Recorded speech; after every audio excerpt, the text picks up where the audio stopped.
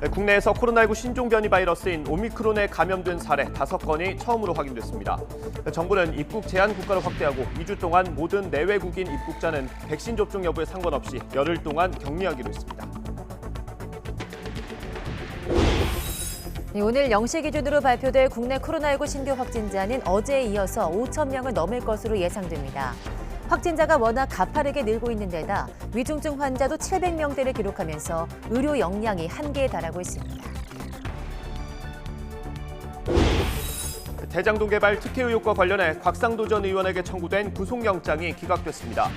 법원이 범죄 성립 여부에 대한 다툼의 여지가 있다고 밝히면서 검찰의 부실 수사 지적을 피하기 어려울 것으로 보입니다.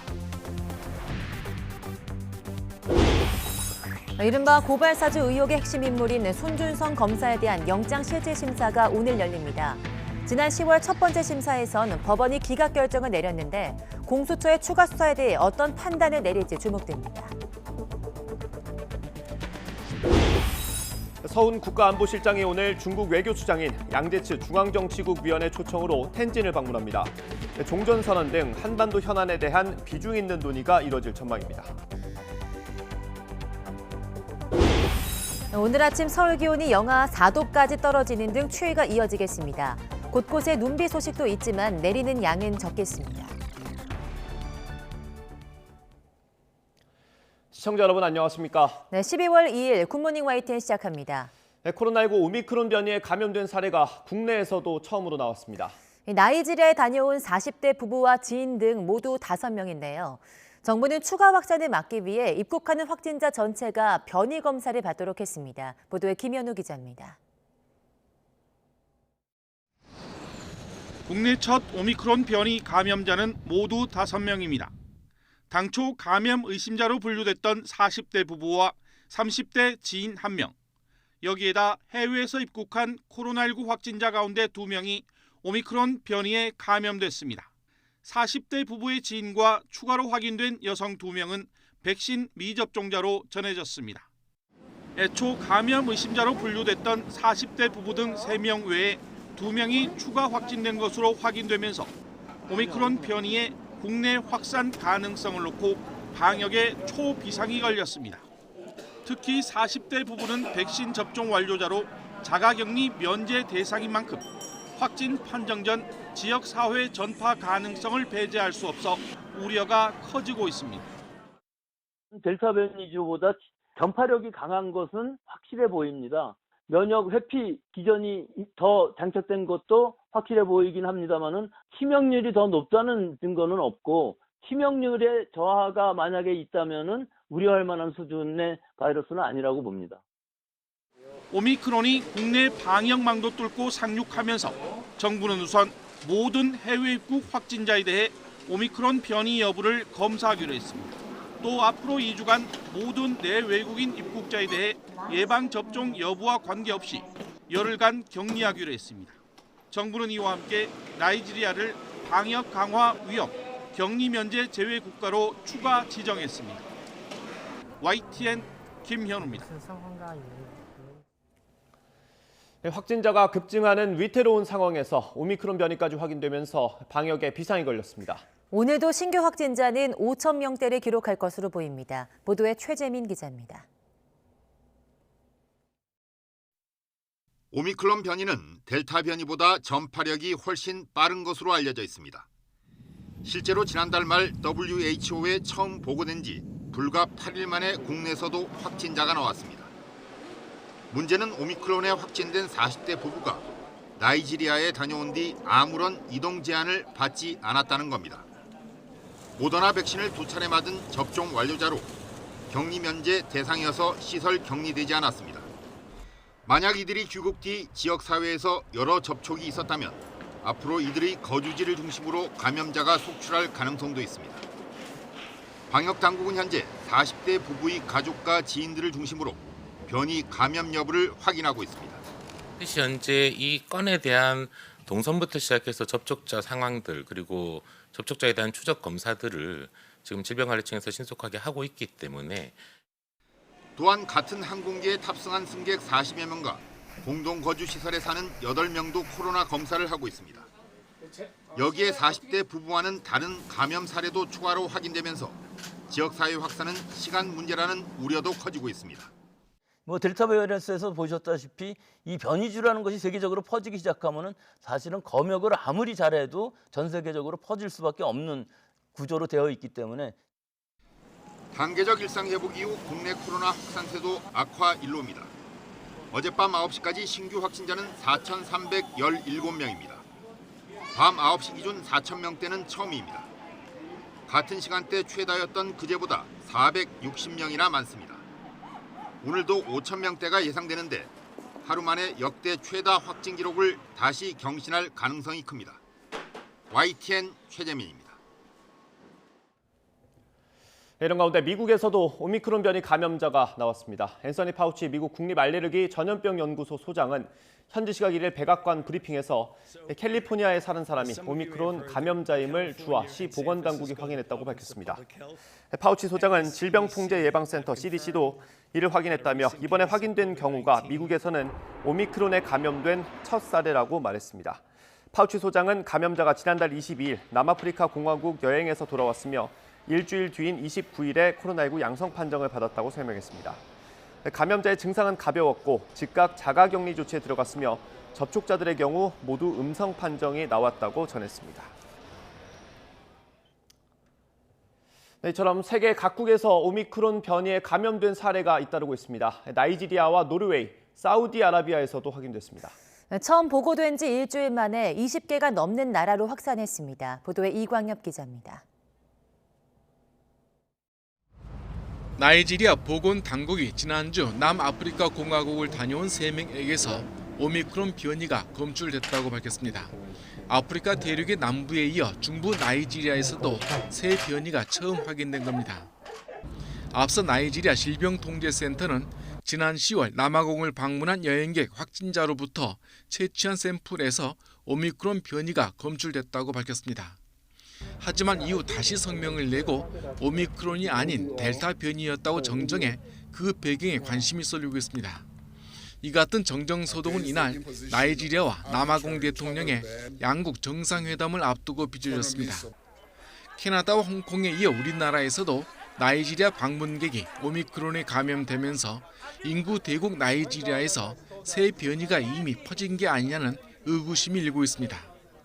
나이지리아의 백신 접종률은 인구 100명 가운데 2명에도 미치지 못할 정도로 세계 최하위권에 머물고 있습니다. 사망자는 현재 3,000명에 이르렀지만 낙후한 의료시설과 인식 부족 등으로 코로나19 검사조차 매우 부진한 실정입니다. My fear is that it shouldn't circulate. Should remain only one that they discovered. So I don't want it more again. 북유럽 노르웨이와 중동, 사우디아라비아 등 다른 나라들에서도 오미크론 검출이 잇따랐습니다. 오미크론 변이는 남아공의 검출 발표 이후 일주일 만에 유럽과 북미, 아시아, 중동 등 전 대륙 20여 개 국가로 빠르게 퍼졌습니다. YTN 이광규입니다. 일본에서 처음으로 오미크론 변이에 감염된 것으로 확인된 나미비아 외교관은 인천공항을 경유해서 일본에 도착한 것으로 파악됐습니다. 교도통신은 일본 내 오미크론 감염 첫 사례인 나미비아 30대 남성 외교관이 탄 비행기가 인천공항에 들러서 전체 탑승자 가운데 절반 정도 새로 태웠다고 보도했습니다. 나미비아 외교관이 인천공항에 경유할 당시의 동선 등은 현재까지 구체적으로 확인되지 않고 있습니다. 일본 방역당국은 이 비행기에 동승한 70명을 밀접 접촉자로 구분해서 이틀에 한 번 검사를 진행하고 정부 지정 시설에서 격리할 것을 요청하는 등 대응하고 있습니다. 일본이 코로나19 새 변이인 오미크론 유입을 막기 위해서 공항 입국 단계에서 시설 격리를 강제하는 대상에 우리나라가 새롭게 포함됐습니다. 일본 호생노동성이 어제 발표한 입국 규제 강화 대책을 보면 모든 입국자에게 검역소 지정 숙박시설에서 6일간 지내게 하는 국가 지역에 호주와 스웨덴, 독일, 포르투갈과 함께 한국을 추가했습니다. 이 조치로 내일 0시부터 한국에서 일본으로 입국하는 사람은 일본 당국이 지정한 숙박시설에서 6일간 대기하며 검사를 받아야 합니다. 네, 미국도 국제선 항공 여객기의 입국 요건을 강화하기로 했습니다. 미국 질병통제예방센터는 앞으로 미국으로 오는 모든 항공 여행객에게 비행기 탑승 전 하루 이내에 받은 코로나19 검사에서 음성 확인 증명을 요구하기로 했습니다. 그동안 미국은 백신 접종을 완료하고 출발 3일 이내 음성 판정서를 지참한 이들에 대해서 입국을 허용했지만 새 규정은 검사를 받아야 하는 기간을 출발 전 3일에서 하루로 단축한 겁니다. 민주당 이재명 후보가 MZ세대 4명을 동시에 영입했습니다. 청년을 만나고 선대위 전면에 내세우면서 공을 들이고 있는데 이번엔 전담 부처를 만드는 것도 고민하겠다고 밝혔습니다. 각 선대위의 외부 인사 영입 발표가 본격적으로 시작되면서 신경전도 가열되고 있습니다. 김태민 기자의 보도입니다. 전날 30대 워킹맘에게 공동 선대위원장직을 맡긴 이재명 후보는 청년 인재 모집에 박차를 가했습니다. 이번에 발탁된 인물들은 2001년생 AI 개발자, 데이터 기업 창업가, 뇌공학 박사, 인공지능 연구자 등 4차 산업에 종사하는 20, 30대 전문가로 구성됐습니다. 꿈을 위해서 치열하게 살아가고 있지만 끊임없이 부딪히는 현실에 너무나 지칩니다. 하루가 아무리 힘들어도 미래에 희망이 있으면 견딜 수 있습니다. 부디 청년들이 희망을 가지고 꿈을 쫓을 수 있게. 나아가 이재명 후보는 청년 전담 부서를 신설하는 방안도 고려하겠다고 약속했습니다. 청년이라고 하는 단위의 문제가 아니라 결국 우리 사회 미래에 관한 문제이기 때문에 이 미래와 청년에 관한 전담 부처를 신설해서 아예 청년들 스스로가 직접 책임을 지는 그런 구조도 하나 만들면 어떨까 하는 생각은 지금 저도 하고 있습니다. 영입 인재들을 둘러싼 여야의 신경전도 본격화하고 있습니다. 국민의힘 박수영 의원은 청년 인재로 민주당에 합류한 김윤희 씨가 전날까지도 야당 선대위에서 일하고 싶다는 뜻을 밝혔었다며 이런 행태가 자리사냥꾼과 다를 게 뭐냐고 꼬집었습니다. 또 국민의힘 김병준 선대위원장이 조동현 공동상임선대위원장을 향해 전투복에 예쁜 브로치를 다는 것이라고 비유하자 민주당은 곧장 시대착오적이고 당사자의 명예를 훼손하는 망발이라고 반발했습니다. 여야 공방 속에 민주당은 스타 PD 출신 김영희 전 MBC 부사장 영입 발표를 예고하며 외연 확장에 집중했습니다. 대선을 앞두고 박빙의 지지율 경쟁이 이어지면서 여야는 취약 지지층을 껴안고 후보의 약점을 상쇄할 외부 인재 수혈에 사활을 걸고 있습니다. 이처럼 인재 영입전이 치열해질수록 상대 진영을 향한 공방전 역시 더욱 뜨겁게 달아오를 전망입니다. YTN 김태민입니다. 연일 기업인들을 만나고 있는 윤석열 후보는 종부세와 상속세를 개편하겠다는 뜻을 밝혔습니다. 주 52시간제와 최저임금제를 철폐하겠다고 했던 건 유연하게 운영하겠다는 뜻이었다고 해명했습니다. 윤 후보는 이렇게 지역 일정을 소화하면서 민심을 듣고 있지만 선대위 완전체 구성은 여전히 안개 속입니다. 김승환 기자의 보도입니다. 국민의힘 윤석열 후보의 첫 지역 순회였던 2박 3일 충청의 마지막 일정은 독립기념관이 있는 충남 천안이었습니다.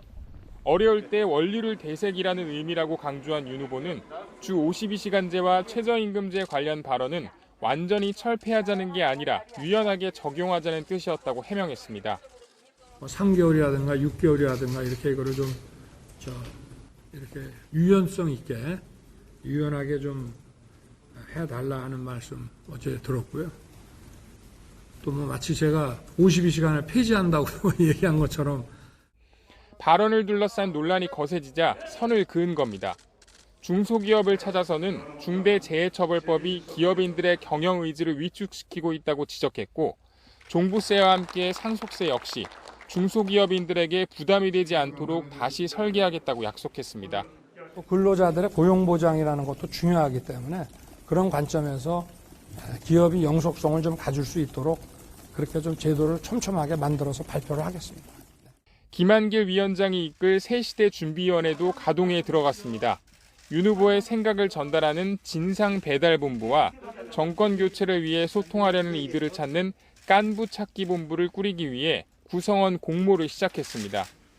하지만 김종인 총괄선대위원장의 자리는 여전히 공석입니다.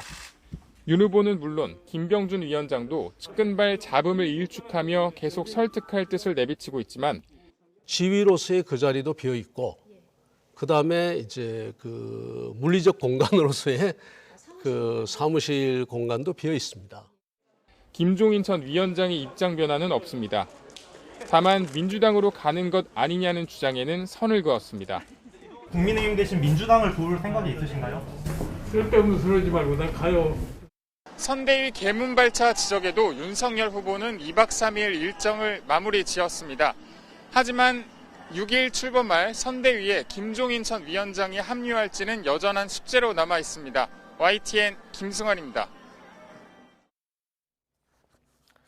사실상 당무를 거부하고 칩거 중인 국민의힘 이준석 대표가 윤석열 후보 최측근으로 꼽히는 장제원 의원의 지역구 사무실을 기습 방문했습니다. 이 대표 측은 어제 오전 10시쯤 부산 사상 당협 사무실을 찾아서 당원 증감 추이 등 지역 현안과 관련해 당직자들과 대화를 나눴다고 밝혔습니다. 이 대표 측은 격려 방문이었다고 설명했지만 당 안팎에서는 윤 후보 최측근이자 최근 공개적으로 각을 세워왔던 장 의원 사무실을 깜짝 방문한 건 장 의원을 우회 저격하려는 역설적인 행보라는 분석이 나오고 있습니다. 특히 그제 권성동 사무총장이 윤 후보 지시로 이 대표의 서울 노원구 사무실을 통보 없이 방문한 것을 겨냥해 맞불을 놓은 게 아니냐는 해석까지 나오고 있습니다. 이 대표 측은 아직 상경 계획은 없다면서 당분간 칩거를 이어갈 것임을 시사했습니다. 내년도 예산안 처리 법정 시한이 오늘로 다가온 가운데 여야가 최종 단판을 벌입니다. 앞서 여야는 어제 경항공모함 설계비 예산을 반영할지 말지를 두고 입장차를 좁히지 못했습니다. 민주당은 경항공모함은 중요한 사업이라면서 예산 반영을 요구하고 있지만 국민의힘은 사업 알박기라면서 차기 정부에서 추진 여부를 결정할 일이라고 반대했습니다. 앞서 정부는 내년도 예산안에 경항공모 사업 착수를 위한 비용으로 72억 원을 포함해 제출했지만 국회 국방위는 예산을 전액 삭감하고 간접 비용 5억 원만 반영하는 것으로 결정했습니다. 서훈 청와대 국가안보실장이 오늘 중국을 방문해서 외교사령탑인 양제츠 위원을 만납니다. 우리 정부가 추진하고 있는 종전선언에 대해서 깊이 있는 논의가 있을 것으로 예상됩니다. 베이징에서 강성용 특파원의 보도입니다. 서훈 국가안보실장의 이번 중국 방문은 양제츠 공산당 정치국 위원회 초청으로 이루어졌습니다. 중국의 외교사령탑으로 불리는 양 위원이 지난해 8월 부산을 방문한 데 대한 답방 형식입니다.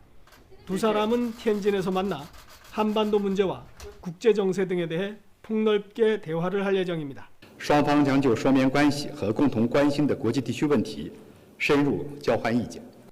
특히 우리 정부가 추진하는 한국전쟁 종전선언에 대해서도 깊은 논의가 이루어질 전망입니다. 앞서 우리 정부는 미국과 종전선언의 문구까지 협의를 한 것으로 알려졌습니다. 이에 따라 종전선언에 또 다른 당사자를 자처하는 중국과 본격 논의에 나선다는 겁니다. 지난주에는 장하성 주중 한국 대사가 양제츠 위원을 베이징에서 미리 만났습니다. 전반적인 지금 한중 관계 문제, 네. 예. 또 한반도 문제, 예. 폭넓게 이야기를 했죠. 상당히 긴 시간 이야기를 했습니다. 우리 정부가 추진하는 종전선언은 남북한과 미국, 중국이 참여하는 방식입니다. 중국도 내년 2월 베이징 동계올림픽을 계기로 추진되는 종전선언을 지지하는 입장입니다. 지난달 양제츠 정치국 위원이 리룡남 주중 북한 대사와 만나 한반도 정세를 논의하기도 했습니다. 하지만 북한은 아직 명확한 입장을 내놓지 않고 있습니다. 여기다 미국은 베이징 동계올림픽의 외교적 보이콧을 검토하고 있어 산 넘어 산입니다. 한중 양국은 이번 텐진 회담의 일정을 내일까지로 잡아놓고 있어 서로 깊이 있는 대화에 나설 것임을 예고했습니다. 베이징에서 YTN 강성웅입니다. 한미 양국의 국방장관이 오늘 안보협의회를 열고 전시작전 통제권 전환 등 한미 간의 군사 현안들에 대한 합의안을 도출할 예정입니다. 서욱 국방장관과 로이드 오스틴 미 국방장관은 오늘 오전 서울 용산구 국방부 청사에서 53차 한미 안보협의회 SCM을 개최하고 전자권 전환을 위한 3단계 검증 가운데 2단계 절차를 내년에 시행할지 여부를 논의합니다. 또 주한미군 병력의 현 수준 유지와 주한미군 기지 반환 작업의 진전, 중국의 위협과 북한의 핵미사일에 대한 공조, 한미일 안보협력 강화 등에 대해서도 합의가 이뤄질 전망입니다.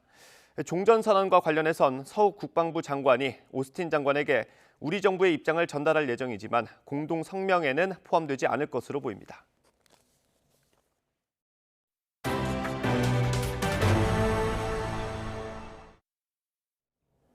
네, 대장동 개발업자들에게 도움을 주고 아들을 통해서 거액을 받았다는 의혹으로 구속영장이 청구된 곽상도 전 의원의 구속영장이 기각됐습니다.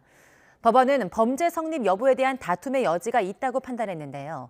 이른바 50억 클럽으로 상징되는 로비 의혹에 대한 검찰 수사는 차질이 불가피할 것으로 보입니다. 보도에 이승배 기자입니다. 곽상도 전 의원이 서울구치소를 빠져나옵니다. 아들이 화천대유에서 받은 50억 원 퇴직금을 검찰이 알선수재 혐의를 적용해 곽 전 의원에게 구속영장을 청구했지만 법원이 기각했습니다. 앞으로 이제 재판 단계에서 제 무고함을 성실하게 소명하도록 하겠습니다. 저는 시종일관 제가 관여된 게 없다고 의원직 제가 할 때부터 관여된 게 없다고 말씀을 드렸습니다.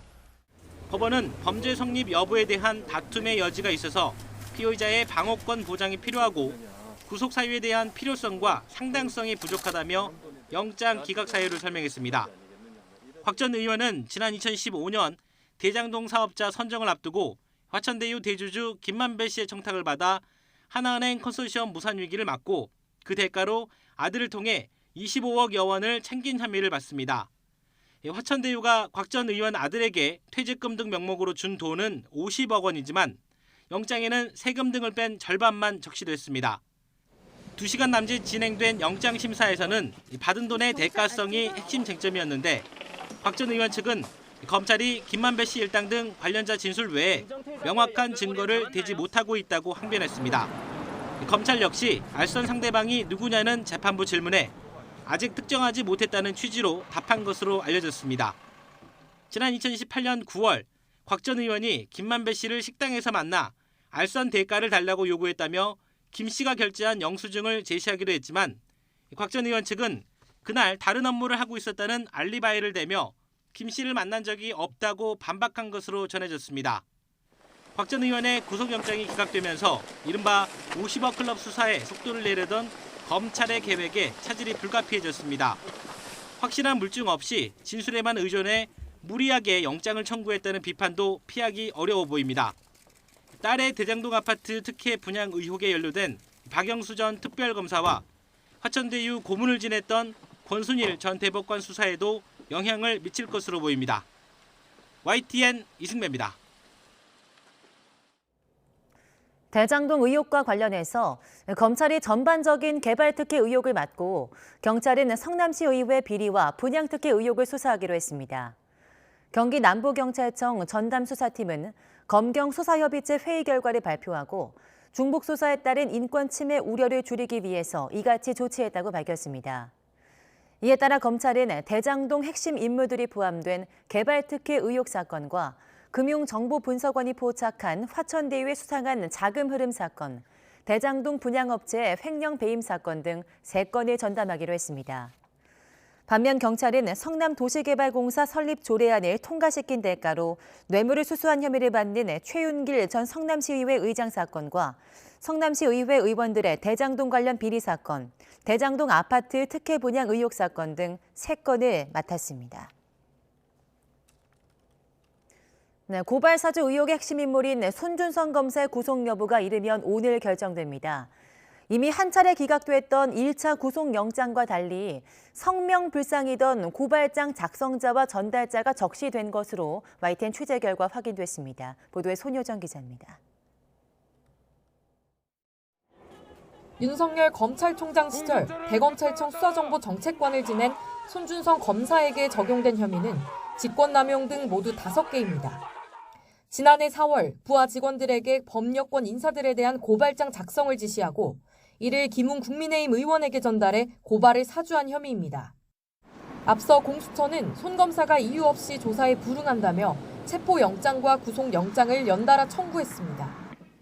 하지만 법원은 신병을 확보할 필요성이 부족하다며 모두 기각했습니다. 당시 공수처는 영장 청구서에 고발장 작성자와 전달자를 특정하지 못하고 성명 불상의 검찰 공무원으로만 적었는데 범죄 혐의를 제대로 소명하지 못했다는 지적이 나왔습니다. 기각 35일 만에 재청구된 구속영장 청구서엔 성명 불상자 대신 고발장 작성자와 전달자의 이름이 구체적으로 적혔습니다. 공수처는 25쪽 분량의 영장 청구서에 피의자 손준성이 김웅 의원과 공모해 수사정보정책관실 소속 검찰 공무원에게 고발장 작성을 위한 자료를 검색하도록 하고 작성된 고발장을 전달하게 하는 등 의무 없는 일을 하게 했다고 적시했습니다. 고발 자료를 검색하고 고발장을 작성한 인물로는 손 검사 밑에 있던 성모 검사와 임모 검사, 수사관 A씨 등을 특정했습니다.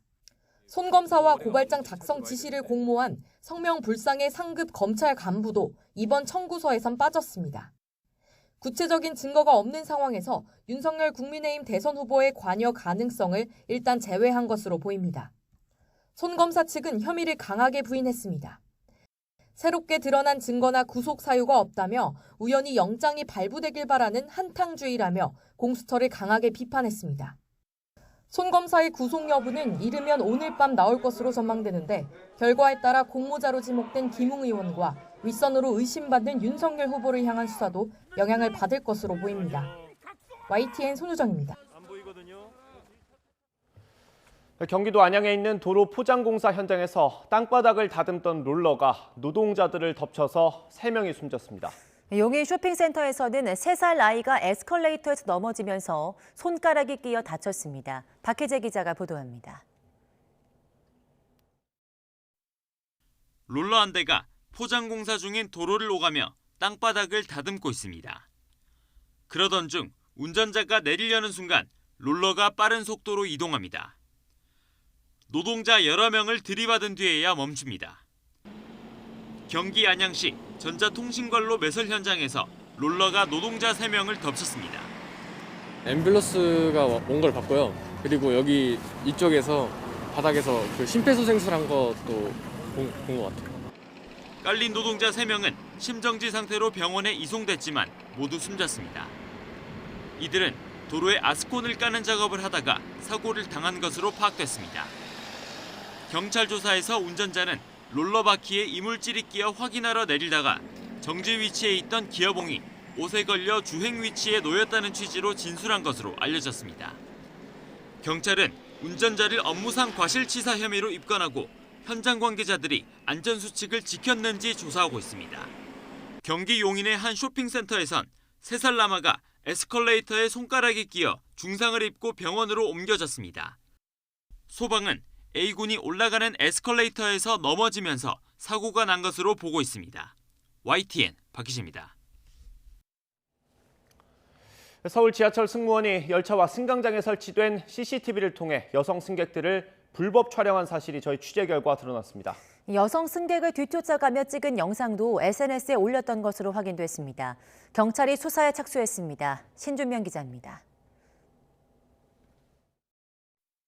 지하철 승무원 김모 씨가 자신의 SNS에 게재한 불법 촬영물입니다. 치마를 입은 여성 승객과 계단을 올라가는 여성의 뒷모습을 찍었습니다. 승객들로 가득 찬 승강장에서 치마 입은 여성을 찾아내 휴대전화로 촬영한 영상도 있습니다. 열차 내부와 승강장 CCTV를 통해 여성들을 불법 촬영한 것 외에도 직접 여성들을 뒤쫓아다니며 영상이나 사진을 찍기도 한 겁니다. 김 씨는 이런 불법 촬영물을 지난해 12월 말부터 최근까지 자신의 SNS에 게재해온 것으로 YTN 취재 결과 파악됐습니다. 지난 10월 초부터 11월 말까지 올린 불법 촬영물은 YTN이 확인한 것만 70개가 넘습니다. 신원미상 여성의 나체나 노출 사진 등도 버젓이 게재돼 있었습니다. 성격이 굉장히 내성적이고 직원들이나 외부인들하고 잘 접촉을 안 하는 그런 성격이라서 그런 데서 이렇게 기록되지 않았나. YTN 취재가 시작되자 김 씨는 곧장 자신의 SNS 페이지를 삭제했습니다. 다만 서울교통공사 조사에서는 호기심의 촬영에 보관하고 있었다고 진술하며 범행을 인정한 것으로 전해졌습니다. 있을 때는 그냥 이렇게 촬영해가지고 이렇게 보관하고 있었다. 그냥 그거 이렇게 봐왔대요, 혼자. 공사 측 수사 의뢰를 받은 서울 양천경찰서는 불법 촬영 증거를 인멸한 정황이 보이는 만큼 신속하게 수사에 착수해 정확한 범행 경위를 파악할 방침입니다. YTN 신준명입니다. 생후 20개월 아기를 성폭행하고 학대해 숨지게 한 20대 양아버지에게 검찰이 사형을 구형했습니다. 재판을 지켜본 시민단체는 법원 역시 최고형을 선고해야 한다고 목소리를 높였습니다. 양동훈 기자입니다. 지난 7월 대전에 있는 한 다세대 주택에서 20개월 아기가 숨진 채 발견됐습니다. 작은 몸에 끔찍한 학대 흔적들을 간직한 채 아이스박스에 담겨 있었습니다. 경찰 조사에서는 양아버지 양모 씨가 아기를 주먹과 발로 수십 차례 때려 숨지게 한 거로 드러났습니다. 양 씨는 재판 첫날 법정에서 아기에게 성폭행을 저지른 것도 인정했습니다. 검찰은 양 씨의 범행 수법이 잔인하고 반인륜적이며 어떤 형벌을 가해도 어린 피해자가 살아 돌아올 수 없다고 밝혔습니다.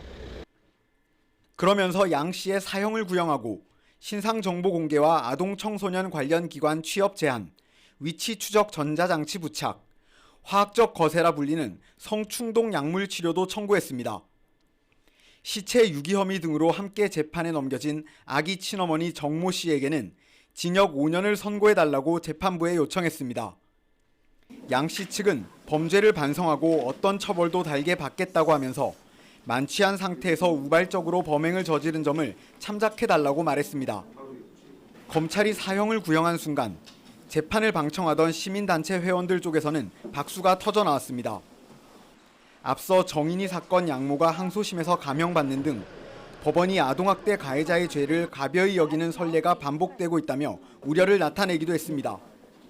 선고에서 좀 불안한 마음을 감출 수는 없습니다. 재판부는 이 끔찍하고 반인륜적인 그 범행을 저지른 이 피고인에 대해서 그 어떠한 선처도 하지 말아야 된다고 생각합니다.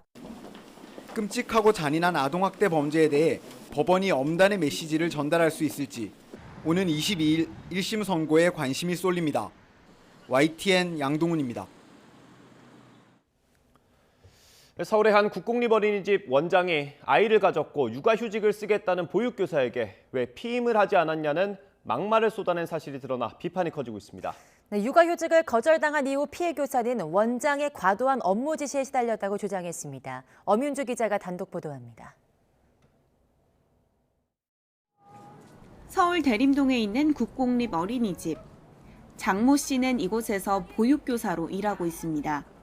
지난해 어린이집이 개원한 이후 이곳에서 1년 넘게 일해왔습니다. 지난 9월 임신 사실을 알게 된 장 씨는 내년 3월부터 출산휴가와 육아휴직을 내겠다고 원장에게 미리 보고했습니다. 하지만 돌아온 답변은 당황스러웠습니다.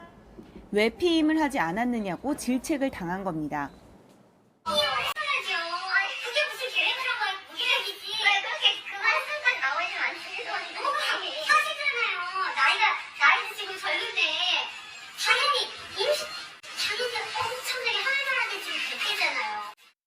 급기야 원장은 장 씨의 결혼까지 문제 삼았습니다.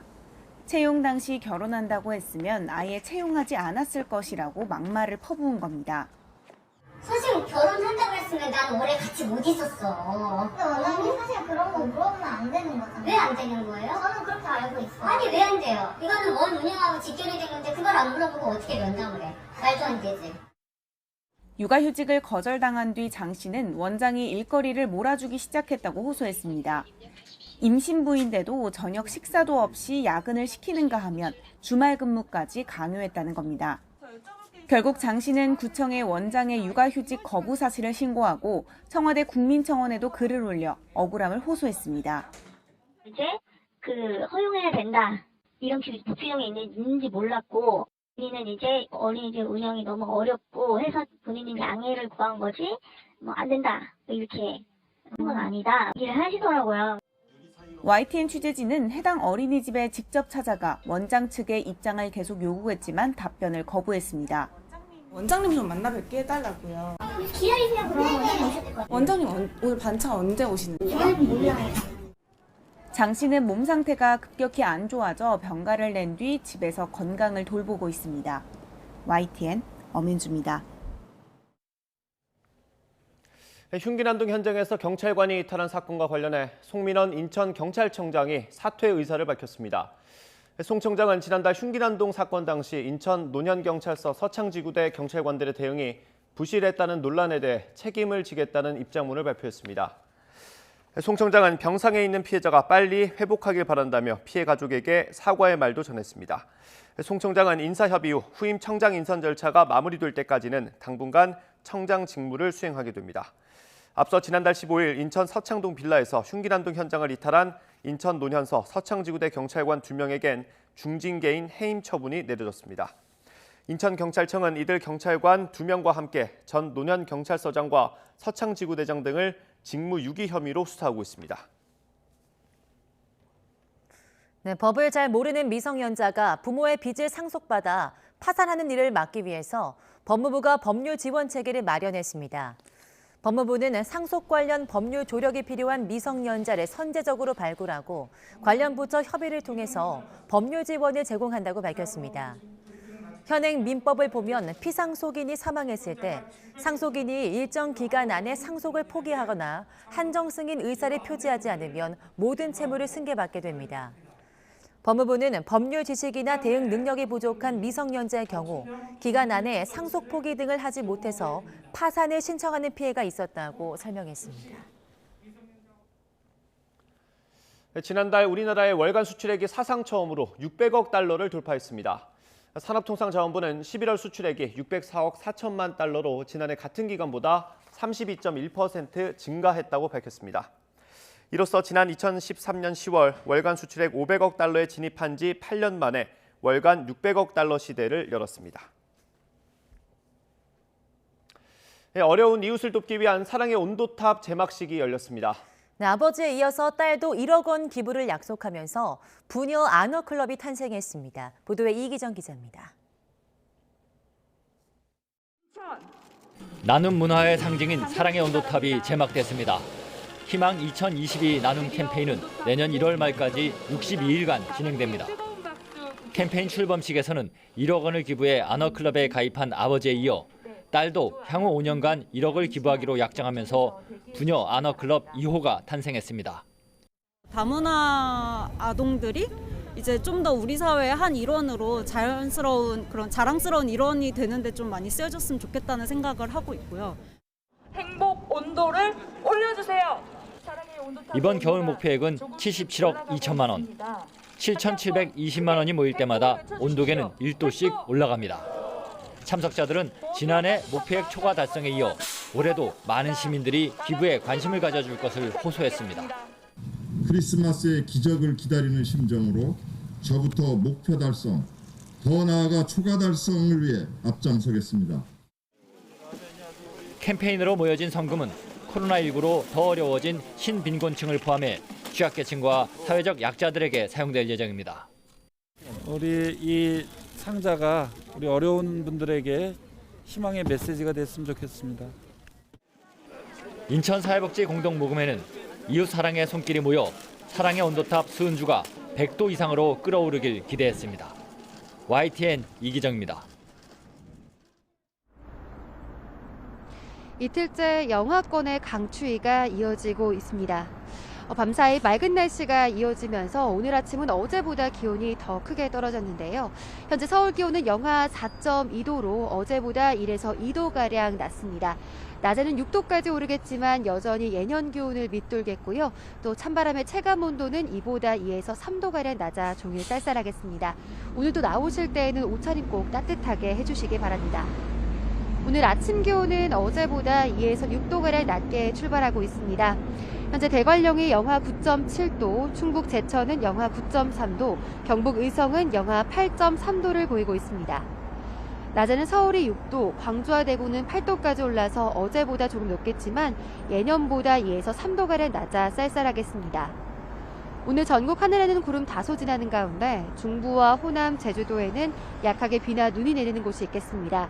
비의 양은 5mm 안팎으로 많지 않겠고 경기 북동부와 강원, 제주 산간에는 1cm 안팎의 눈이 조금 내리겠습니다. 눈비가 내리는 지역은 도로가 미끄러울 것으로 보이는 만큼 교통안전에 주의해 주시기 바랍니다. 내일도 오전 한때 서쪽 지역에는 비나 눈이 내리는 곳이 있겠고요. 영하권 추위는 휴일 아침까지 이어진 뒤 점차 누그러질 전망입니다. 대기가 점점 건조해지면서 동해안 지역에는 다시 건조특보가 내려졌습니다. 바람도 다소 강하게 불기 때문에 화재 예방에 각별히 신경 써주시기 바랍니다. 지금까지 YTN 홍나실입니다. 광융합산업의 모든 것을 한자리에서 볼 수 있는 전시회가 열렸습니다. 소출 상담회와 함께 취업준비생들을 위한 채용 박람회도 마련됐습니다. 김범한 기자입니다. 장마로 지반이 약해진 상태에서 한꺼번에 많은 비가 내리면 무너지는 비탈면, 홍수로 둔치를 넘어 두까지 넘치는 하천. 이제 이 같은 재난과 재해도 4차 산업혁명의 천병, 드론이 예측할 수 있는 길이 열리고 있습니다. 지금 제가 들고 있는 다중분광 센서라는 건데요. 특히 이제 재난재해 상황에서도 3차원 데이터를 디지털 트윈 형태로 만들어서 여러 가지 시뮬레이션이랄지 예측 가능한 그런 부분들에 대한 활용을 하고 있습니다. 드론에 활용되는 과학 기술을 비롯해 세계 과학 산업의 흐름을 한눈에 볼 수 있는 전시회가 광주 김대중 컨벤션 센터에서 열렸습니다. 가상현실을 활용해 뇌 건강을 측정하는 솔루션 등 100여 개의 기업과 16개 기관이 참가했습니다. 국제 광융합 산업 전시회가 기업의 생산성 향상과 신규 시장 창출로 이어져 관련 기업에게 기여의 장이 되고 광융합 산업에도 기여할 수 있는 자리가 되기를 기대합니다. 코로나19로 대면과 비대면 수출 상담회가 열려 15개 나라의 구매자와 2천만 달러어치의 수출 계약도 맺었습니다. 채용 박람회도 열려 일자리를 찾는 청년들의 발길이 이어졌습니다. 면접도 기회도 많이 없고 면접 가더라도 좀 취업할 기회가 많이 없었는데 다행히도 광주 일자리센터 선생님께서 알선해 주셔서 오늘 그래도 조금이라도 취업에 많이 도움이 될 것 같습니다. 20여 년 전 광주광역시가 처음으로 집중 육성하기 시작한 광산업. 코로나에도 성과를 내는 광융합산업 전시회는 국내 관련 기업이 외국으로 나아갈 수 있는 든든한 다리 역할을 하고 있습니다. YTN 김범환입니다. 오늘 0시 기준으로 발표될 국내 코로나19 신규 확진자는 어제에 이어서 5천 명을 넘을 것으로 예상됩니다. 확진자가 워낙 가파르게 늘고 있는 데다 위중증 환자도 700명대를 기록하면서 의료 역량이 한계에 달하고 있습니다. 국내에서 코로나19 신종 변이 바이러스인 오미크론에 감염된 사례 5건이 처음으로 확인됐습니다. 정부는 입국 제한 국가를 확대하고 2주간 모든 내 외국인 입국자는 백신 접종 여부에 상관없이 열흘간 격리하기로 했습니다. 미국에서 오미크론 확진자가 처음으로 확인됐습니다. 미국은 오미크론 확산 우려 속에 국제선 항공 여행객의 입국 요건을 강화하기로 했습니다. 대장동 개발 특혜 의혹과 관련해서 곽상도 전 의원에게 청구된 구속영장이 기각됐습니다. 법원이 범죄 성립 여부에 대한 다툼의 여지가 있다고 밝히면서 검찰의 부실 수사 지적을 피하기 어려울 것으로 보입니다.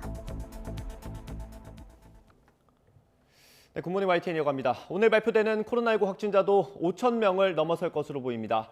어제 0시부터 밤 9시까지 확진자는 모두 4,317명으로 집계됐습니다. 같은 시간대 최다였던 그제 3,857명보다 460명이나 많습니다. 같은 시간대 집계로는 사상 최다 기록이어서 오늘 0시 기준으로 발표될 신규 확진자는 어제에 이어 또다시 5천 명대가 예상됩니다. 하루 확진자가 5천 명을 넘어섰고 위중증 환자도 700명대로 모두 역대 최대치를 기록했습니다. 의료 역량마저 한계에 달하자 정부는 사적 모임 인원 제한 강화 등 추가 방역 대책을 논의하고 있습니다. 이동호 기자입니다. 단계적 일상 회복을 시작한 지 한 달 만에 코로나19 신규 확진자가 5천 명을 넘어섰습니다. 전날보다 2천 명 넘게 급증하면서 지난해 1월 국내 코로나19 첫 발생 이후 처음으로 5천 명대에 올라서며 최다 기록을 경신했습니다. 전문가들은 지금 추세라면 하루 확진자가 10,000명도 넘을 수 있다고 경고합니다. 지금의 유행 상황을 평가를 해보면 아까 말씀드렸듯이 주 단위로 15%씩 늘어난다라고 한다면 3주나 4주 정도가 경과했을 때에는 확진자가 10,000명 정도에 도달할 수 있다는 것은 매우 간단한 계산에 가깝거든요. 위중증 환자 역시 전날보다 62명 늘어 723명으로 역대 최다를 기록했습니다. 이들 가운데 84%는 60대 이상 고령층입니다. 코로나19 관련 사망자는 34명 증가한 가운데 이들 모두 60대 이상입니다. 무엇보다 가장 중요한 것은 결국 추가 접종을 최대한 신속하게 해서 고령층의 환자 규모를 줄이고 위중증 환자의 규모를 줄이는 것이 가장 중요하다고 판단하고 있습니다. 수도권 중환자 병상 가동률이 89.2%인 가운데 서울은 90%를 넘어섰습니다. 전국의 중환자 병상 가동률도 78.8%로 한계 상황에 도달했습니다. 수도권에서 하루 이상 병상 배정을 기다리는 코로나19 환자도 842명에 이릅니다. 이처럼 상황이 악화하자 정부가 추가 방역 조치를 논의하고 있습니다. 정부는 수도권 지역 사적 모임 규모와 식당, 카페, 미접종, 방문 인원 축소, 방역 패스 적용 대상 확대 등을 포함하는 추가 방역 강화 조치에 대해 이번 주 중 일상회복 지원위원회를 통해 논의하고 정부는 감염 위험과 불편 논란에도 불구하고 모든 코로나19 환자의 재택 치료를 기본 원칙으로 세운 가운데 재택 치료 체계가 안정적으로 운영될 수 있는지 긴급 현장 점검을 시작했습니다. YTN 이동우입니다. 확진자 수가 급증하면서 재택 치료 환자도 빠르게 늘고 있습니다. 특히 확진자가 많이 나오는 서울의 상황이 심상치 않은데요. 정부가 재택치료 현황 긴급 점검에 나섰습니다. 구수본 기자입니다. 최근 일주일간 전국의 신규 확진자 수는 27,288명. 이 가운데 40% 이상이 서울에서 쏟아졌습니다. 바이러스가 빠르게 번지는 데다 재택치료 대상이 확대되면서 재택치료 환자 수는 전국적으로 약 한 달 만에 3배 이상, 서울에서는 5배 이상 뛰었습니다. 서울의 신규 재택치료 환자가 1,000명에 육박하자 전담관리 인력 확보에도 비상이 걸렸습니다. 송파구는 재택치료 전담 인력을 19명에서 26명으로, 은평구는 11명에서 38명으로, 서대문구도 주민센터 직원까지 추가해 40명으로 확대했습니다.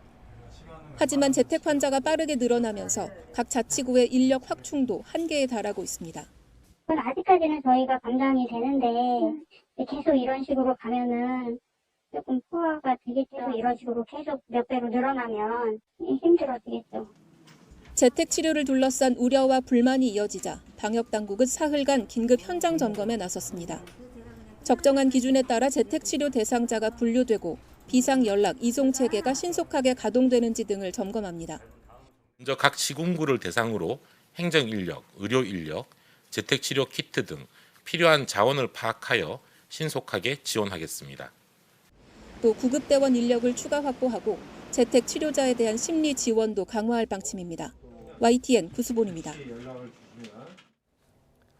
국내에서 오미크론 변이에 감염된 사례가 처음으로 확인됐습니다. 방역당국은 오미크론 변이 감염 의심자로 분류됐던 40대 부부와 이들의 지인인 40대 남성 1명, 해외 입국 확진자 2명을 더해 모두 5명이 오미크론 변이에 감염된 걸 확인했습니다. 확진자 가운데 40대 부부는 지난달 14일에서 23일 나이지리아를 방문한 뒤 24일에 귀국해서 하루 뒤인 25일 코로나19 확진 판정을 받았고 이후 지인 1명과 동거 가족인 10대 자녀 1명이 추가로 확진됐습니다. 40대 부부는 백신 접종 완료자로 격리 면제 대상자였기 때문에 시설 격리되진 않았습니다. 또한 양성 판정을 받기 전까지 이동에도 제한을 받지 않은 것으로 알려졌습니다. 지인과 자녀는 코로나19 예방접종을 하지 않은 것으로 나타났습니다. 방역당국은 이들이 지침대로 자가격리 의무를 제대로 지켰는지 그 기간 추가 접촉자는 없었는지를 파악하고 있습니다. 정부가 오미크론의 추가 국내 유입을 막기 위해서 앞으로 2주간 내국인을 포함한 모든 해외 입국자를 예방접종 여부와 상관없이 열흘간 격리하기로 했습니다. 중앙방역대책본부는 국내에서 첫 오미크론 변이 확진자가 발생하자 해외 유입 상황 평가 관계부처 회의를 열고 이같이 결정했습니다. 이에 따라 내일부터 16일까지 2주간 해외에서 들어오는 모든 여행자는 국적이나 예방접종 여부와 관계없이 열흘간 격리됩니다. 내국인과 장기 체류 외국인은 자택 등에서 열흘간 자가 격리를 합니다. 미국에서도 오미크론 감염자가 나왔습니다. 앤서니 파우치 미국 국립알레르기 전염병 연구소 소장은 현지 시각 1일 백악관 브리핑에서 캘리포니아에 사는 사람이 오미크론 감염자임을 주와 시 보건당국이 확인했다고 밝혔습니다. 파우치 소장은 질병통제예방센터 CDC도 이를 확인했다며 이번에 확인된 경우가 미국에서는 오미크론에 감염된 첫 사례라고 말했습니다. 감염자의 증상은 가벼웠고 즉각 자가격리 조치에 들어갔으며 접촉자들의 경우 모두 음성 판정이 나왔다고 전했습니다.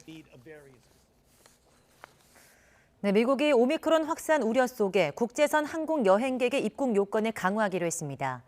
로이터 통신은 현지 시간 1일 미국 질병통제예방센터가 미국으로 오는 모든 항공 여행객에게 비행기 탑승 전 하루 이내에 한 코로나19 검사에서 음성 판정 증명을 요구하기로 했다고 전했습니다. 이 규정은 외국인은 물론 미국 시민권자에게도 똑같이 적용되지만 언제부터 시행할지는 명확히 밝혀지지 않았습니다. 오미크론 확산 우려에 따라 미국의 백신 미접종자 가운데 30%가 접종을 고려 중이라는 조사 결과가 나왔습니다. 여론조사 업체 모닝컨설트는 현지 시각 1일 지난달 29일부터 이틀 동안 미국의 성인 2,200명을 대상으로 조사한 결과 응답자 가운데 백신 미접종자의 11%가 접종을 확실히 고려하고 있다고 답했다고 밝혔습니다. 또 백신 접종을 아마도 고려할 거라는 사람도 19%에 달했습니다. 일본에선 첫 감염이 나온 지 하루 만에 오미크론 변이 확진자가 또 나왔습니다. 네, 일본 정부는 해외에서 국내로 들어오는 항공권 예약도 받지 말 것을 요청하는 등 바이러스 차단에 고심하고 있습니다. 도쿄 이경아 특파원이 보도합니다. 일본 내 두 번째 오미크론 변이 감염자는 페루에서 온 20대 남성입니다. 지난달 27일 나리타 공항 검역에서 양성으로 나타나 유전자 검사를 한 결과 변이 감염이 확인됐습니다. 입국 당시 별다른 증상이 없었던 이 남성은 지난 10월 백신 2회 접종을 마친 것으로 나타났습니다. 첫 확진자와 다른 곳에서 다른 날짜에 들어온 사람에게 돌파 감염이 나타나자 일본 정부는 긴장을 감추지 못하고 있습니다. 引き続き強い危機感を持って状況把握に努めるとともに各国の感染状況を踏まえ機動的にかつスピード感を持って必要な判断を行っていく考えであります。 일본 정부는 해외에서 들어오는 사람을 최소화하는 데 주력하고 있습니다. 우선 각 항공사에 일본으로 오는 국제선 항공권 예약을 한 달간 중단할 것을 요청했습니다. 또 일본 내 체류 자격이 있는 외국인이라도 남아공 등 10개국에서 들어오는 경우 재입국을 허용하지 않을 방침입니다. 첫 감염자와 같은 항공기에 탄 밀접 접촉자 70명 가운데 추가 감염자는 아직 나오지 않았습니다. 이 항공기는 인천공항을 거쳐 나리타에 도착해 한국 내 유입 가능성도 배제할 수 없게 됐습니다. 오미크론 감염 사례가 잇따르면서 전 국민을 대상으로 3차 접종을 앞당겨야 한다는 여론이 커지고 있습니다. ワクチンを確保できており、接種体制が整った自治体から順次前倒し接種を進めることも考える必要が出てきました。 정체가 채 규명되지 않은 오미크론 변이가 무섭게 확산하면서 일본 내 일상 회복도 앞으로 상당한 시간이 더 걸릴 전망입니다. 도쿄에서 YTN 이경아입니다. 아프리카발 새로운 변이 오미크론이 세계 각국으로 빠르게 확산하고 있는 가운데 과연 기존 백신에 대한 회피 가능성이 얼마나 되는지 또 중증화 위험성은 얼마나 되는지 전망이 엇갈리고 있습니다. 네, 세계보건기구 WHO는 아직은 관련 정보가 부족하지만 적어도 며칠 안에 이런 의문에 대한 해답이 도출될 것이라고 전망했습니다. 강성욱 기자입니다. 세계 주요국의 보건당국과 전문가들은 지금까지의 자료를 토대로 오미크론이 기존 변이보다 빠른 전파력을 가졌으며 기존 백신을 회피할 가능성을 우려하고 있습니다. 세계보건기구 WHO는 오미크론의 구체적 특성이 적어도 며칠 안에 규명될 것으로 기대하고 있습니다. There is some suggestion of that, but again, it's early days. We expect to have more information on transmission within days, not necessarily weeks, but in days. WHO는 현 단계에서 오미크론이 기존 백신을 어느 정도 회피하는 특성을 가졌다 할지라도 적어도 중증화 가능성을 줄여줄 것이라며 부스터샷의 중요성을 연일 강조하고 있습니다. And we know that vaccines are likely to have some protection. We still need to find out if there is any loss of protection, but we think vaccines will still protect against severe disease as they have against the other variant. WHO는 오미크론으로 인한 대유행 가능성과 이로 인한 의료체계 과부하 가능성에 대해 엄중한 대비가 필요하다고 경고하고 있습니다. 이런 가운데 오미크론 변이가 오히려 대유행의 종식을 앞당기는 계기가 될 것이라는 낙관론도 일각에서 제기돼 주목되고 있습니다. 오미크론이 다른 호흡기 바이러스의 진화 방식처럼 감염력은 높지만 덜 치명적인 방향으로 변이할 것이라는 전망에 근거하고 있습니다. 오미크론이 과연 대유행의 종식을 앞당기는 크리스마스 선물이 될지 아니면 강한 전파력과 중증화 위험성까지 큰 대재앙이 될지 전 세계의 이목이 집중되고 있습니다. YTN 강성욱입니다.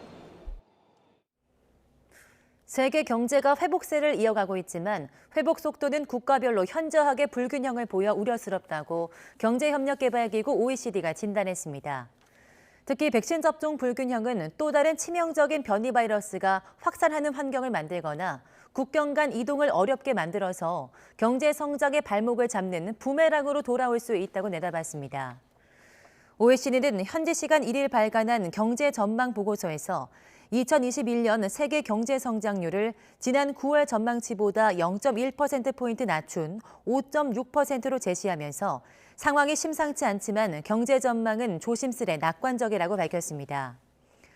대부분 선진국은 2023년까지 코로나19 대유행 이전 성장 궤도로 올라설 것으로 보이지만 저소득 국가에서는 어려움이 상당 기간 이어질 것으로 예측했습니다. 대장동 개발업자들에게 도움을 주고 아들을 통해서 거액을 받은 혐의를 받고 있는 곽상도 전 의원의 구속영장이 기각됐습니다. 서울중앙지법은 알선수재 혐의로 검찰에 청구한 곽상도 전 의원의 구속영장을 기각했습니다.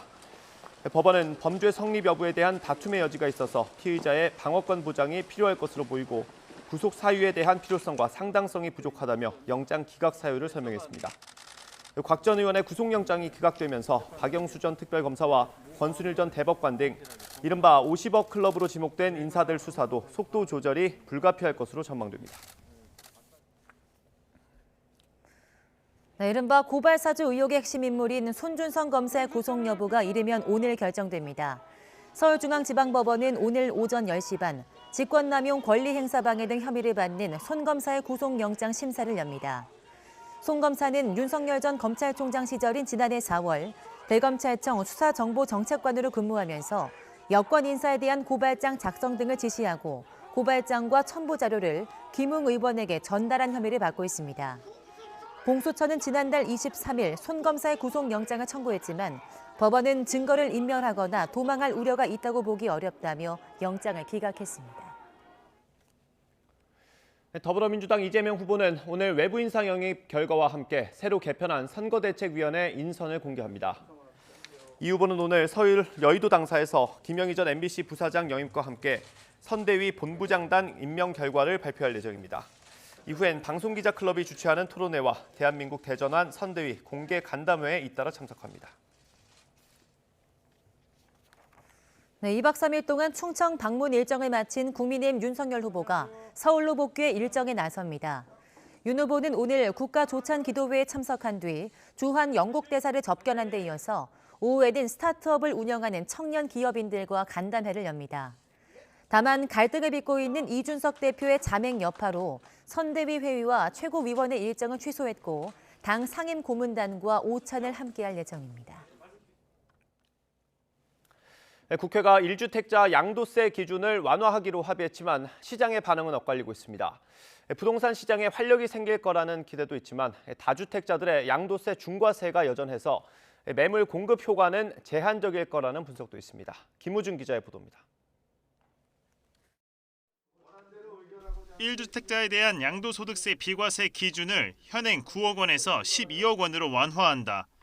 국회 기획재정위원회가 합의한 개정안입니다. 국회 본회의 처리와 공포 절차를 거쳐 빠르면 2주 뒤부터 시행됩니다.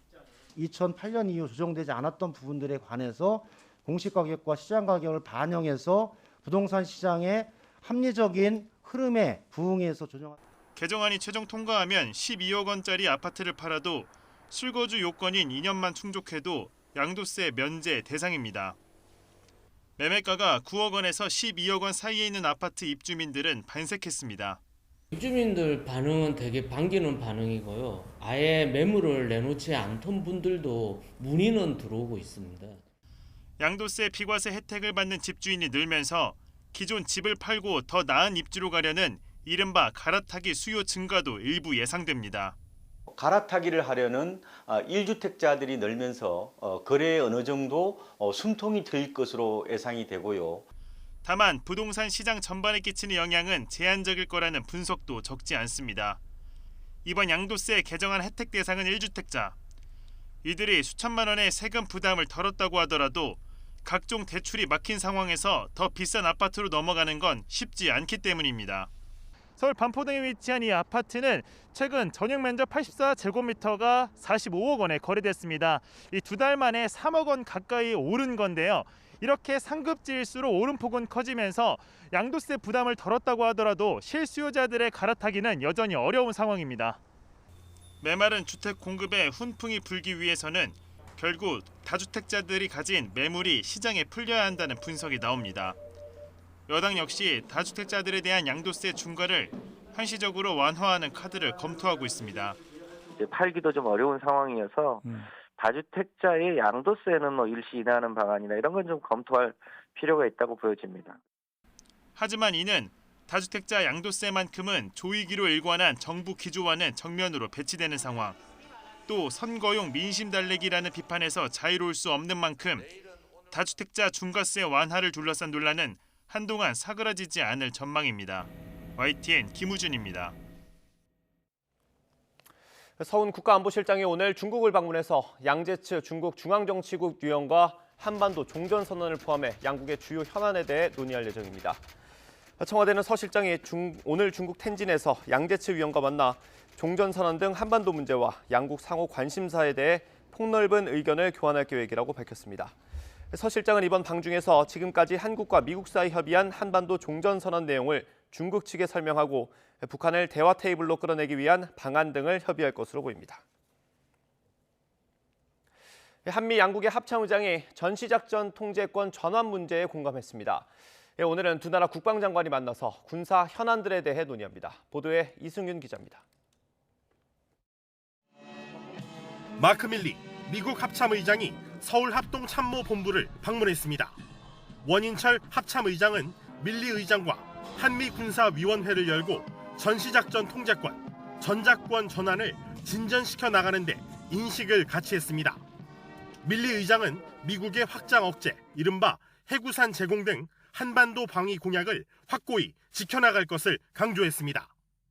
군사위원회 논의 내용을 토대로 오늘 한미 국방수장이 53차 안보협의회 SCM을 개최합니다. 바이든 행정부 들어 처음이자 문재인 정부의 마지막 SCM에 참석하기 위해 로이드 오스틴 미 국방장관이 방한했습니다. 올해 SCM에선 코로나19로 실시되지 못한 미래연합군 사령부의 완전 운용 능력 FOC 평가를 내년에 시행하기로 합의할지 주목됩니다. FOC 평가는 전작권 전환 이후 한국군 사령관이 지휘할 미래연합 사령부의 운용 능력을 평가하기 위한 3단계 검증 절차 중 2단계에 해당합니다. 또 이번 SCM에선 주한미군 병력의 현 수준 유지와 주한미군 기지 반환 작업의 진전, 중국에 대한 한미 공조도 발표될 전망입니다. I would expect them to have discussions about China and the pacing challenge that China continues to pose in the region. 또 북한의 핵과 미사일에 대한 대응 공조, 한미일 안보 협력 강화도 언급될 전망입니다. 바로 이곳에서 오늘 한미 국방 장관이 의장 행사를 진행할 예정입니다. 종전선언과 관련해선 서 국방장관이 오스틴 미 국방장관에게 우리 측 입장을 전달할 예정이지만 공동성명엔 포함되지 않을 것으로 보입니다. YTN 이승윤입니다. 네, 가출한 중학교 1학년 여학생을 또래 여중생들이 집단으로 감금하고 또 무차별 폭행을 한 사실이 뒤늦게 알려졌습니다. 폭행 당시 촬영한 동영상까지 유포된 것으로 알려져서 경찰이 수사에 착수했습니다. 박종혁 기자입니다. 속옷 차림의 여중생을 다른 여중생 4명이 마구 때립니다. 얼굴, 배 가리지 않고 손으로 때리고 발로 차기도 합니다. 가해 학생들은 피해 학생의 손과 발을 테이프와 비닐랩으로 묶어 반항 못하게 했습니다. 이마에 욕설을 적어놓기도 하고 머리에 속옷을 뒤집어 씌워 사진을 찍기도 했습니다. 폭행을 이어가며 깔깔대고 웃던 가해 학생들은 피해자가 울음을 터뜨리자 욕설을 퍼붓습니다. 야, 조용히 해! 진짜 닥쳐! 지난 7월 경남 양산에서 있었던 일인데 중학교 1학년 A양을 또래 여중생 4명이 집단 폭행한 겁니다. 엄마와 다투고 가출한 A양은 가해자들과 함께 있었습니다. 그런데 A양 부모가 찾아와 가해 학생 가운데 한 명의 뺨을 때리고 훈계를 하자 A양에게 분풀이를 한 겁니다. 차라리 이렇게 맞을 바에는 그냥 지금 이 순간에서 그냥 죽는 게 나을 정도로 그렇게 생각했었어요. 경찰은 2달 전 가해자 2명을 공동폭행 혐의로 검찰에 넘겼습니다. 문제는 당시 가해자들이 찍은 사진과 동영상이 최근 학생들 사이에서 유포된 겁니다. 이제는 어떤 오빠들이 와가지고 영상이 유포됐다고 낸 이 영상 봤다면서 3학년 오빠들이 지금 이 영상 5,000원씩으로 팔고 있다고 지금 오빠들이 이 영상 구하고 있다면서. 피해 학생은 학교는 물론 아예 집 밖으로 나가지 않고 있는 상황. 경찰은 해당 동영상의 유출 경위를 확인하고 있다고 밝혔습니다. YTN 박종혁입니다. 네, 10대 자매를 상습 성추행한 혐의로 재판을 받은 70대 교회 목사가 1심에 이어서 항소심에서도 실형을 선고받았습니다. 가해 목사는 재판 과정에서 자신의 신체적 특징을 내세우면서 무죄를 주장했는데요. 재판부는 받아들이지 않았습니다. 보도에 지환 기자입니다. 20대 여성 이모 씨, 10대 시절 상습 성추행을 당했습니다. 가해자는 다름 아닌 다니던 교회 목사 70살 소모 씨였습니다. 아빠라고 생각하라며 입을 맞추거나 가슴을 쓰다듬었고 알몸까지 억지로 보게 했습니다. 유사 성행위가 계속됐고 범행은 이 씨 친언니에게도 이어졌습니다. 교회에서 주는 반찬으로 조부모 식사를 챙겼고 교회에서 장학금까지 받았던 자매는 피해를 알리기 쉽지 않았습니다. 무엇보다 친아버지 학대를 피할 수 있는 유일한 피난처가 교회였기에 쫓겨날까 두려웠습니다. 실제 아버지는 나를 학대하지만 이 아버지는 나를 사랑해 줄 거야 라는 그런 마음이 있었어요. 그래서 이 사람의 말을 계속 다 따랐던 것 같아요. 목사는 구속됐고 재판이 열렸습니다. 1심에서 징역 7년, 하지만 목사는 거듭 무죄를 주장했습니다. 근거는 자신의 신체적 특징이었습니다. 목사 소 씨는 자신에게는 변형될 수 없는 눈에 띌 만한 신체적 특징이 있다며 만약 자신이 성범죄를 저질렀다면 피해 자매가 이를 기억할 것이라고 말했습니다. 자매의 피해 진술이 모두 거짓이라는 겁니다. 신체 검증을 해달라는 요구가 제기되고 소 씨가 보석으로 풀려나며 여성단체를 중심으로 성범죄 2차 가해 논란이 일었습니다. 이에 대해 항소심 재판부는 모든 증거를 검토한 후 감형 없이 1심 형량을 그대로 유지했습니다. 피해자들의 진술이 구체적이고 모순이 없다며 목사로서 갖는 권위와 피해자들의 어려운 가정환경을 악용한 만큼 비난 가능성이 크다고 재판부는 설명했습니다. 그나마 다행이라고 이제 생각을 하고 있고 그때 보석이 돼가지고 또 찾아오지 않을까. 구속됐으니까 이제 또 가해를 당하지 않을까에 대한 불안은 조금 내려놔서. 반면 다시 법정 구속된 목사 소 씨 측은 방어권 보장이 제대로 이루어지지 않았다며 대법원 판단을 구할 것으로 알려졌습니다. YTN 지환입니다. 네, 학교 급식이나 돌봄 등의 업무를 하는 노동자들로 구성된 전국학교 비정규직연대회의가 임금 인상과 비정규직 차별 해소 등을 요구하면서 오늘 하루 동안 총파업을 벌입니다. 학비연대는 기자회견을 열고 10만 조합원이 2차 총파업으로 학교 비정규직의 차별을 끝내겠다며 시도교육청은 학교 비정규직에 대한 처우 개선 계획을 마련하고 비정규직 차별 철폐라는 사회적 요구에 책임 있고 전향적인 자세로 응답하라고 촉구했습니다. 이들의 파업으로 오늘 하루 전국 학교의 급식과 돌봄에 차질이 빚어질 것으로 보입니다. 최근 광주에서 부장판사 출신 변호사 2명이 구속됐습니다. 피고인 보석 과정에서 몰래 변론을 하면서 돈이 오갔다는 의혹이 제기된 건데 광주 지역 철거비리 수사의 불똥이 법조 비리로 옮겨붙는 모양새입니다. 나연우 기자의 보도입니다. 광주광역시 서구의 아파트 공사 현장입니다. 지난 2019년 11월 한 건설업자가 이곳 철거 입찰을 방해한 혐의로 구속 기소됐습니다. 그러나 이 건설업자는 2달 만에 보석으로 풀려났습니다. 검찰은 이 건설업자가 보석으로 풀려나는 과정에 이른바 몰래 변론이 있었던 것으로 보고 있습니다.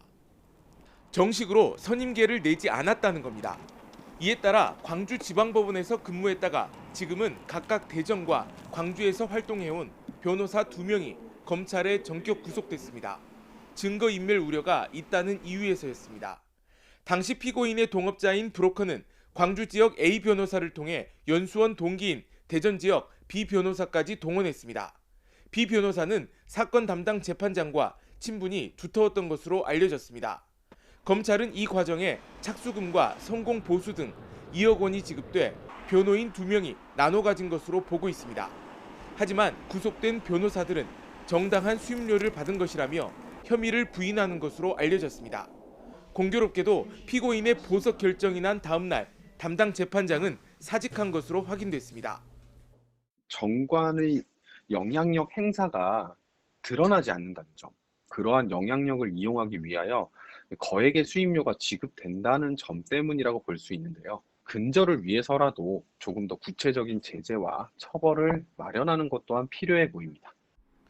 광주 학동 붕괴 사고를 수사하던 경찰관의 기밀 유출로 시작된 검찰 수사가 부장판사 출신 변호사 2명의 구속으로 이어지면서 광주 지역 법조계가 바짝 긴장하고 있습니다.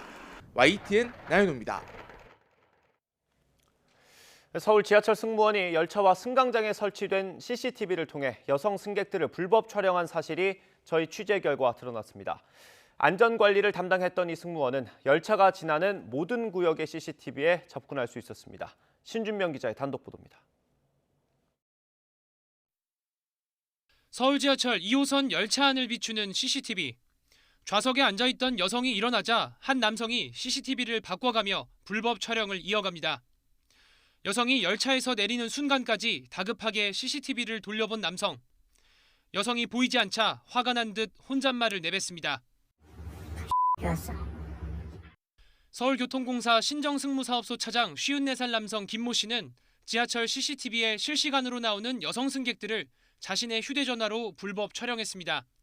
김 씨는 치마를 입거나 몸에 붙는 옷을 입은 여성들만 노렸습니다. CCTV 화면을 바꿔가며 집요하게 여성들의 동선을 쫓아갔고 쫓던 여성이 자신의 눈에 보이는 위치에 서 있으면 휴대전화로 직접 촬영하는 일도 서슴지 않았습니다. 승객 승하차 안전관리를 하라고 열차 차장에게 열차 내부는 물론 승강장 CCTV까지 볼 수 있는 권한을 줬더니 오히려 불법 촬영에 악용한 겁니다. 서울교통공사는 YTN이 사실 확인을 요청하고 나서야 이 같은 김 씨의 행위를 파악했습니다. 이 사안이 저희도 굉장히 심각하고 이거는 중대한 사안이지 생각해서 수사 의뢰를 포함해서 저희 공사에서 강구할 수 있는 최단의 조치를 진행할 예정입니다. 서울교통공사는 김 씨를 즉각 직위 해제하고 업무에서 배제한 뒤 경찰에 수사를 의뢰했습니다. YTN 신준명입니다. 어제 저녁 7시 40분쯤 경기도 용인에 있는 쇼핑센터에서 3살 아이가 넘어지면서 에스컬레이터에 손가락이 끼었습니다.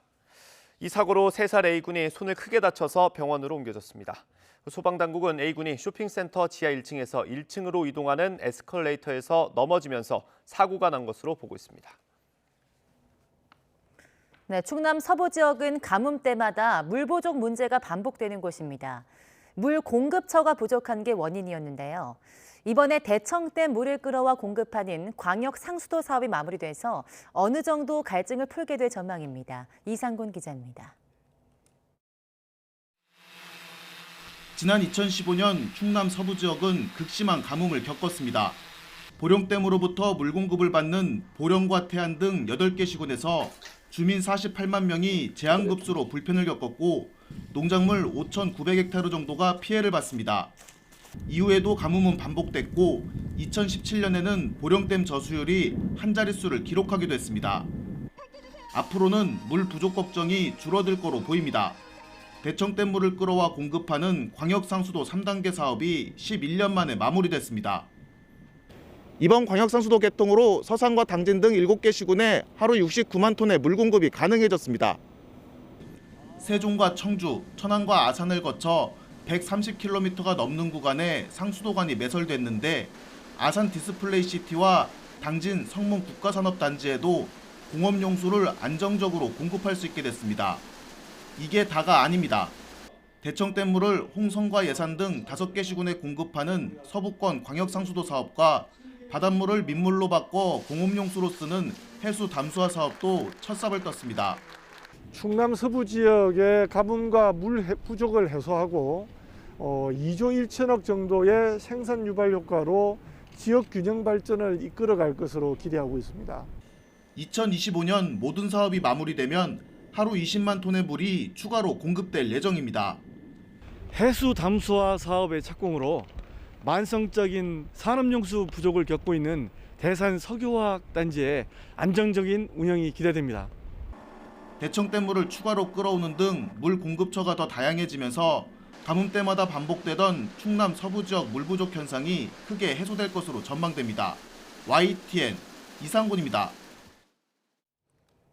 네, 광융합 산업의 모든 것을 한자리에서 볼 수 있는 전시회가 열렸습니다. 수출 상담회와 함께 취업 준비생들을 위한 채용 박람회도 마련됐습니다. 김범한 기자가 보도합니다. 장마로 지반이 약해진 상태에서 한꺼번에 많은 비가 내리면 무너지는 비탈면, 홍수로 둔치를 넘어 두까지 넘치는 하천. 이제 이 같은 재난과 재해도 4차 산업혁명의 천병, 드론이 예측할 수 있는 길이 열리고 있습니다. 지금 제가 들고 있는 다중분광 센서라는 건데요. 특히 이제 재난재해 상황에서도 3차원 데이터를 디지털 트윈 형태로 만들어서 여러 가지 시뮬레이션이랄지 예측 가능한 그런 부분들에 대한 활용을 하고 있습니다. 드론에 활용되는 과학 기술을 비롯해 세계 과학 산업의 흐름을 한눈에 볼 수 있는 전시회가 광주 김대중 컨벤션 센터에서 열렸습니다. 가상현실을 활용해 뇌 건강을 측정하는 솔루션 등 100여 개의 기업과 16개 기관이 참가했습니다.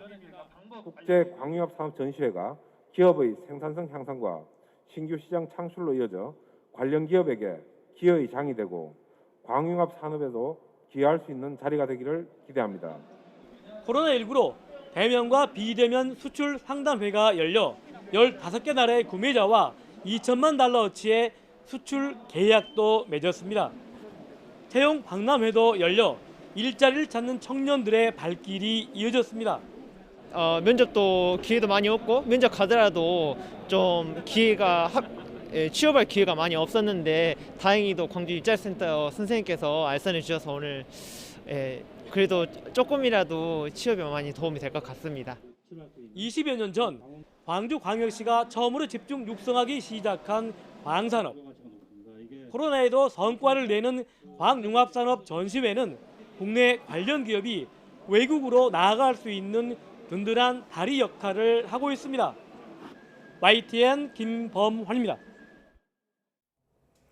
네, 세계보건기구 WHO 회원국들은 미래 글로벌 보건 위기 대응에 관한 국제조약을 마련하기 위해서 협상을 시작하기로 했습니다. 194개 회원국은 현지 시간 1일 WHO의 최종 의사결정기구인 세계보건총회 특별회기에서 이 같은 내용을 담은 결의안을 채택했습니다. 결의안에 따르면 각국은 팬데믹의 예방과 대응을 위한 WHO 조약이나 협정 또는 다른 국제기구에 관한 초안을 작성하고 협상하기 위한 정부 간 협상기구를 꾸리기로 의견을 모았습니다. 또한 각국은 늦어도 내년 3월 1일까지 정부 간 협상기구 첫 회의를 열고 공동의장 2명과 부의장 4명을 선출하기로 했습니다. 아울러 협상 진행 상황에 관한 중간 보고서는 2023년에 최종 결과물은 2024년 총회에 제출하기로 합의했습니다.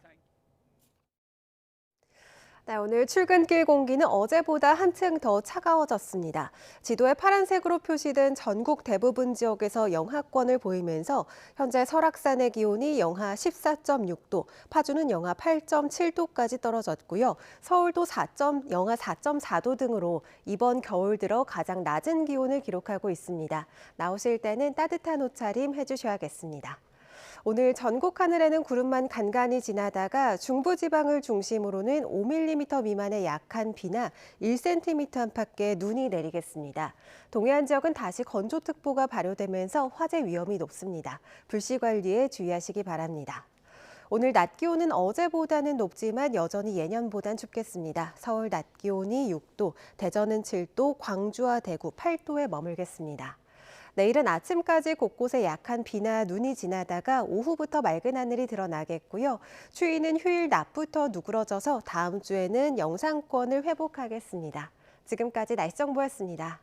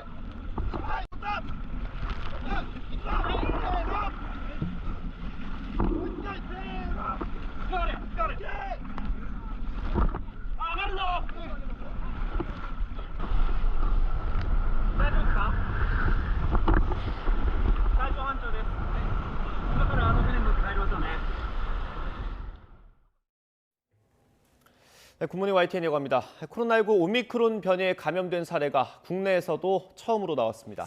네, 나이지리아를 다녀온 40대 부부와 지인을 포함해서 모두 5명인데요. 정부는 추가 확산을 막기 위해 입국하는 확진자 전체가 변이 검사를 받도록 했습니다. 보도에 김현우 기자입니다. 국내 첫 오미크론 변이 감염자는 모두 5명입니다. 당초 감염 의심자로 분류됐던 40대 부부와 30대 지인 1명, 여기에다 해외에서 입국한 코로나19 확진자 가운데 2명이 오미크론 변이에 감염됐습니다. 40대 부부의 지인과 추가로 확인된 여성 2명은 백신 미접종자로 전해졌습니다. 애초 감염 의심자로 분류됐던 40대 부부 등 3명 외에 2명이 추가 확진된 것으로 확인되면서 오미크론 변이의 국내 확산 가능성을 놓고 방역에 초비상이 걸렸습니다. 특히 40대 부부는 백신 접종 완료자로 자가격리 면제 대상인 만큼 확진 판정 전 지역사회 전파 가능성을 배제할 수 없어 우려가 커지고 있습니다. 델타 변이주보다 전파력이 강한 것은 확실해 보입니다. 면역 회피 기전이 더 장착된 것도 확실해 보이긴 합니다만은 치명률이 더 높다는 증거는 없고 치명률의 저하가 만약에 있다면은 우려할 만한 수준의 바이러스는 아니라고 봅니다. 오미크론이 국내 방역망도 뚫고 상륙하면서 정부는 우선 모든 해외 입국 확진자에 대해 오미크론 변이 여부를 검사하기로 했습니다. 또 앞으로 2주간 모든 내외국인 입국자에 대해 예방접종 여부와 관계없이 열흘간 격리하기로 했습니다. 정부는 이와 함께 나이지리아를 방역 강화 위험, 격리 면제 제외 국가로 추가 지정했습니다. YTN 김현우입니다. 네, 확진자가 급증하는 위태로운 상황 속에 오미크론 변이까지 확인되면서 방역에 비상이 걸렸습니다. 네, 오늘도 신규 확진자는 5천 명대를 기록할 것으로 보입니다. 최재민 기자입니다. 오미크론 변이는 델타 변이보다 전파력이 훨씬 빠른 것으로 알려져 있습니다.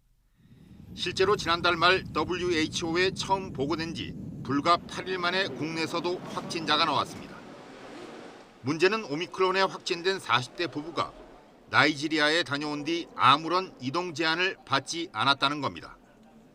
모더나 백신을 2차례 맞은 접종 완료자로 격리 면제 대상이어서 시설 격리되지 않았습니다. 만약 이들이 귀국 뒤 지역사회에서 여러 접촉이 있었다면 앞으로 이들의 거주지를 중심으로 감염자가 속출할 가능성도 있습니다. 방역당국은 현재 40대 부부의 가족과 지인들을 중심으로 변이 감염 여부를 확인하고 있습니다. 현재 이 건에 대한 동선부터 시작해서 접촉자 상황들 그리고 접촉자에 대한 추적 검사들을 지금 질병관리청에서 신속하게 하고 있기 때문에 또한 같은 항공기에 탑승한 승객 40여 명과 공동 거주 시설에 사는 8명도 코로나 검사를 하고 있습니다. 여기에 40대 부부와는 다른 감염 사례도 추가로 확인되면서 지역사회 확산은 시간 문제라는 우려도 커지고 있습니다.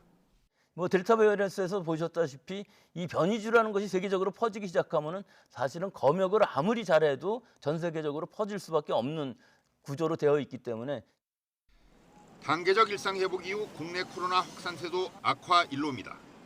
어젯밤 9시까지 신규 확진자는 4,317명입니다. 밤 9시 기준 4,000명대는 처음입니다. 같은 시간대 최다였던 그제보다 460명이나 많습니다.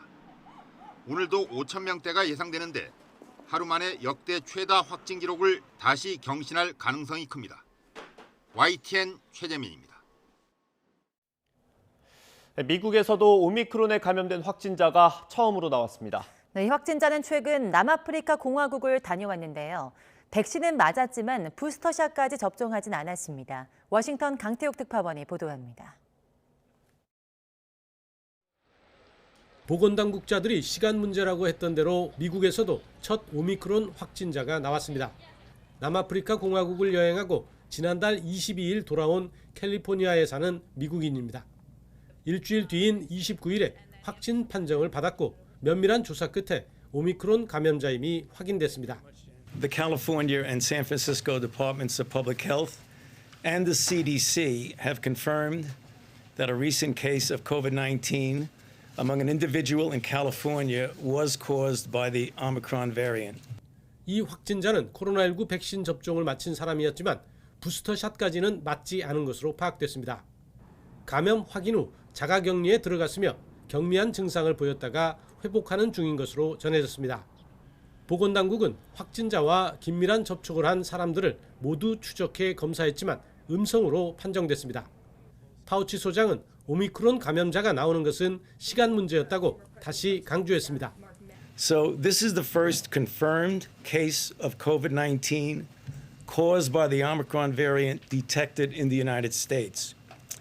And as all of you know, because we've been discussing this, we knew that it was just a matter of time before the first case of Omicron would be detected in the United States. 그러면서 부스터샷이 오미크론 같은 변이에 감염돼 중증을 앓는 것을 막는 데 도움이 될 것이라며 백신 접종을 촉구했습니다. CDC는 항공사들에게 남아프리카 8개 나라에서 온 승객들의 명단과 연락처를 제출하도록 명령했습니다. 오미크론 감염 여부에 대해 광범위한 추적 조사에 들어간 것으로 보입니다. 워싱턴에서 YTN 강태욱입니다. 민주당 이재명 후보가 MZ세대 4명을 동시에 영입했습니다. 청년을 만나고 선대위 전면에 내세우면서 공을 들이고 있는데 이번엔 전담 부처를 만드는 것도 고민하겠다고 밝혔습니다. 각 선대위의 외부 인사 영입 발표가 본격적으로 시작되면서 신경전도 가열되고 있습니다. 김태민 기자의 보도입니다. 전날 30대 워킹맘에게 공동 선대위원장직을 맡긴 이재명 후보는 청년 인재 모집에 박차를 가했습니다. 이번에 발탁된 인물들은 2001년생 AI 개발자, 데이터 기업 창업가, 뇌공학 박사, 인공지능 연구자 등 4차 산업에 종사하는 20, 30대 전문가로 구성됐습니다. 꿈을 위해서 치열하게 살아가고 있지만 끊임없이 부딪히는 현실에 너무나도 지칩니다. 하루가 아무리 힘들어도 미래에 희망이 있으면 견딜 수 있습니다. 부디 청년들이 희망을 가지고 꿈을 쫓을 수 있게. 나아가 이재명 후보는 청년 전담 부서를 신설하는 방안도 고려하겠다고 약속했습니다.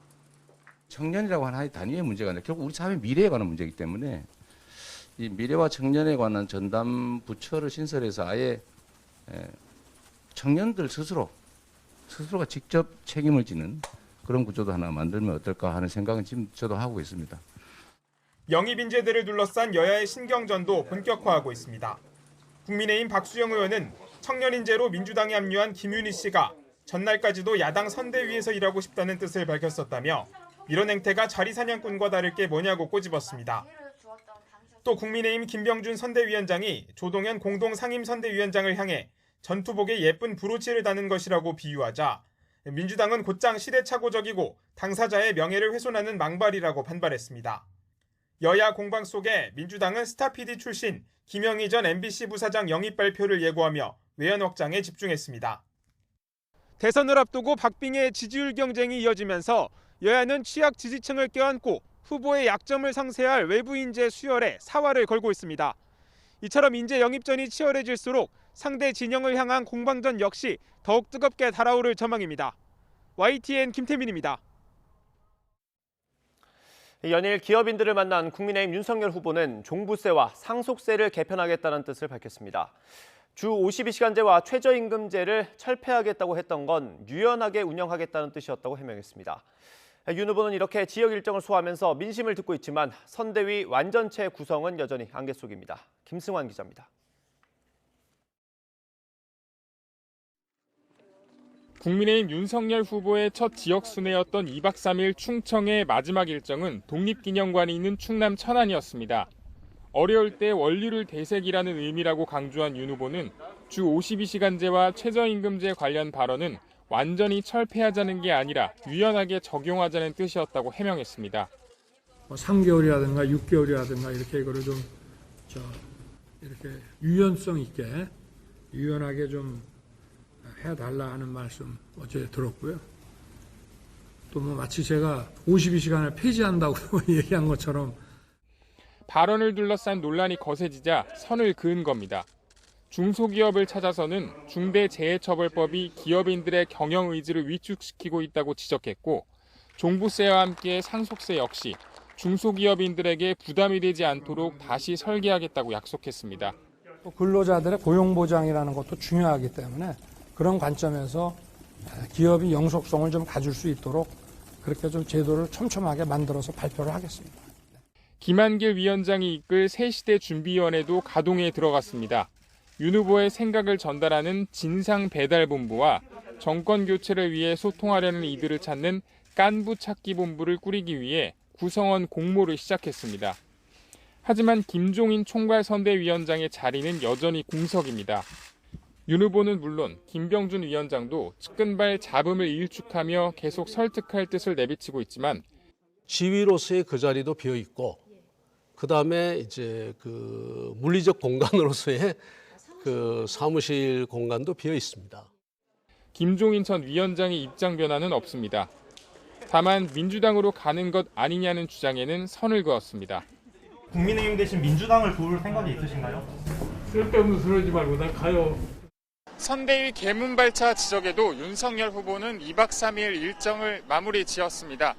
하지만 6일 출범 말 선대위에 김종인 전 위원장이 합류할지는 여전한 숙제로 남아 있습니다. YTN 김승환입니다. 이른바 고발사주 의혹의 핵심 인물인 손준성 검사의 구속 여부가 이르면 오늘 결정됩니다. 한 차례 기각됐던 1차 구속영장과 달리 고발장 작성자와 전달자가 적시된 것으로 YTN 취재 결과 확인됐습니다. 손효정 기자의 보도입니다. 윤석열 검찰총장 시절 대검찰청 수사정보정책관을 지낸 손준성 검사에게 적용된 혐의는 직권남용 등 모두 5개입니다. 지난해 4월 부하 직원들에게 법여권 인사들에 대한 고발장 작성을 지시하고 이를 김웅 국민의힘 의원에게 전달해 고발을 사주한 혐의입니다.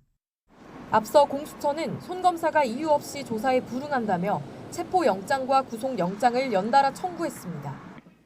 하지만 법원은 신병을 확보할 필요성이 부족하다며 모두 기각했습니다. 당시 공수처는 영장 청구서에 고발장 작성자와 전달자를 특정하지 못하고 성명 불상의 검찰 공무원으로만 적었는데 범죄 혐의를 제대로 소명하지 못했다는 지적이 나왔습니다. 기각 35일 만에 재청구된 구속영장 청구서엔 성명 불상자 대신 고발장 작성자와 전달자의 이름이 구체적으로 적혔습니다. 공수처는 25쪽 분량의 영장 청구서에 피의자 손준성이 김웅 의원과 공모해 수사정보정책관실 소속 검찰 공무원에게 고발장 작성을 위한 자료를 검색하도록 하고 작성된 고발장을 전달하게 하는 등 의무 없는 일을 하게 했다고 적시했습니다. 고발 자료를 검색하고 고발장을 작성한 인물로는 손 검사 밑에 있던 성모 검사와 임모 검사, 수사관 A씨 등을 특정했습니다. 손 검사와 고발장 작성 지시를 공모한 성명 불상의 상급 검찰 간부도 이번 청구서에선 빠졌습니다. 구체적인 증거가 없는 상황에서 윤석열 국민의힘 대선 후보의 관여 가능성을 일단 제외한 것으로 보입니다. 손 검사 측은 혐의를 강하게 부인했습니다. 새롭게 드러난 증거나 구속 사유가 없다며 우연히 영장이 발부되길 바라는 한탕주의라며 공수처를 강하게 비판했습니다. 손 검사의 구속 여부는 이르면 오늘 밤 나올 것으로 전망되는데 결과에 따라 공모자로 지목된 김웅 의원과 윗선으로 의심받는 윤석열 후보를 향한 수사도 영향을 받을 것으로 보입니다. YTN 손유정입니다. 경기도 안양에 있는 도로 포장공사 현장에서 땅바닥을 다듬던 롤러가 노동자들을 덮쳐서 3명이 숨졌습니다. 용인 쇼핑센터에서는 3살 아이가 넘어지면서 에스컬레이터에 손이 끼어 크게 다쳤습니다. 박희재 기자가 보도합니다. 롤러 한 대가 포장공사 중인 도로를 오가며 땅바닥을 다듬고 있습니다. 그러던 중 운전자가 내리려는 순간 롤러가 빠른 속도로 이동합니다. 노동자 여러 명을 들이받은 뒤에야 멈춥니다. 경기 안양시 전자통신관로 매설 현장에서 롤러가 노동자 3명을 덮쳤습니다. 앰뷸런스가 온 걸 봤고요. 그리고 여기 이쪽에서 바닥에서 그 심폐소생술한 것도 본 것 같아요. 깔린 노동자 3명은 심정지 상태로 병원에 이송됐지만 모두 숨졌습니다. 이들은 도로에 아스콘을 까는 작업을 하다가 사고를 당한 것으로 파악됐습니다. 경찰 조사에서 운전자는 롤러 바퀴에 이물질이 끼어 확인하러 내리다가 정지 위치에 있던 기어봉이 옷에 걸려 주행 위치에 놓였다는 취지로 진술한 것으로 알려졌습니다. 경찰은 운전자를 업무상 과실치사 혐의로 입건하고 현장 관계자들이 안전수칙을 지켰는지 조사하고 있습니다. 경기 용인의 한 쇼핑센터에선 3살 남아가 에스컬레이터에 손가락이 끼어 중상을 입고 병원으로 옮겨졌습니다. 소방은 A군이 올라가는 에스컬레이터에서 넘어지면서 사고가 난 것으로 보고 있습니다. YTN 박희재입니다.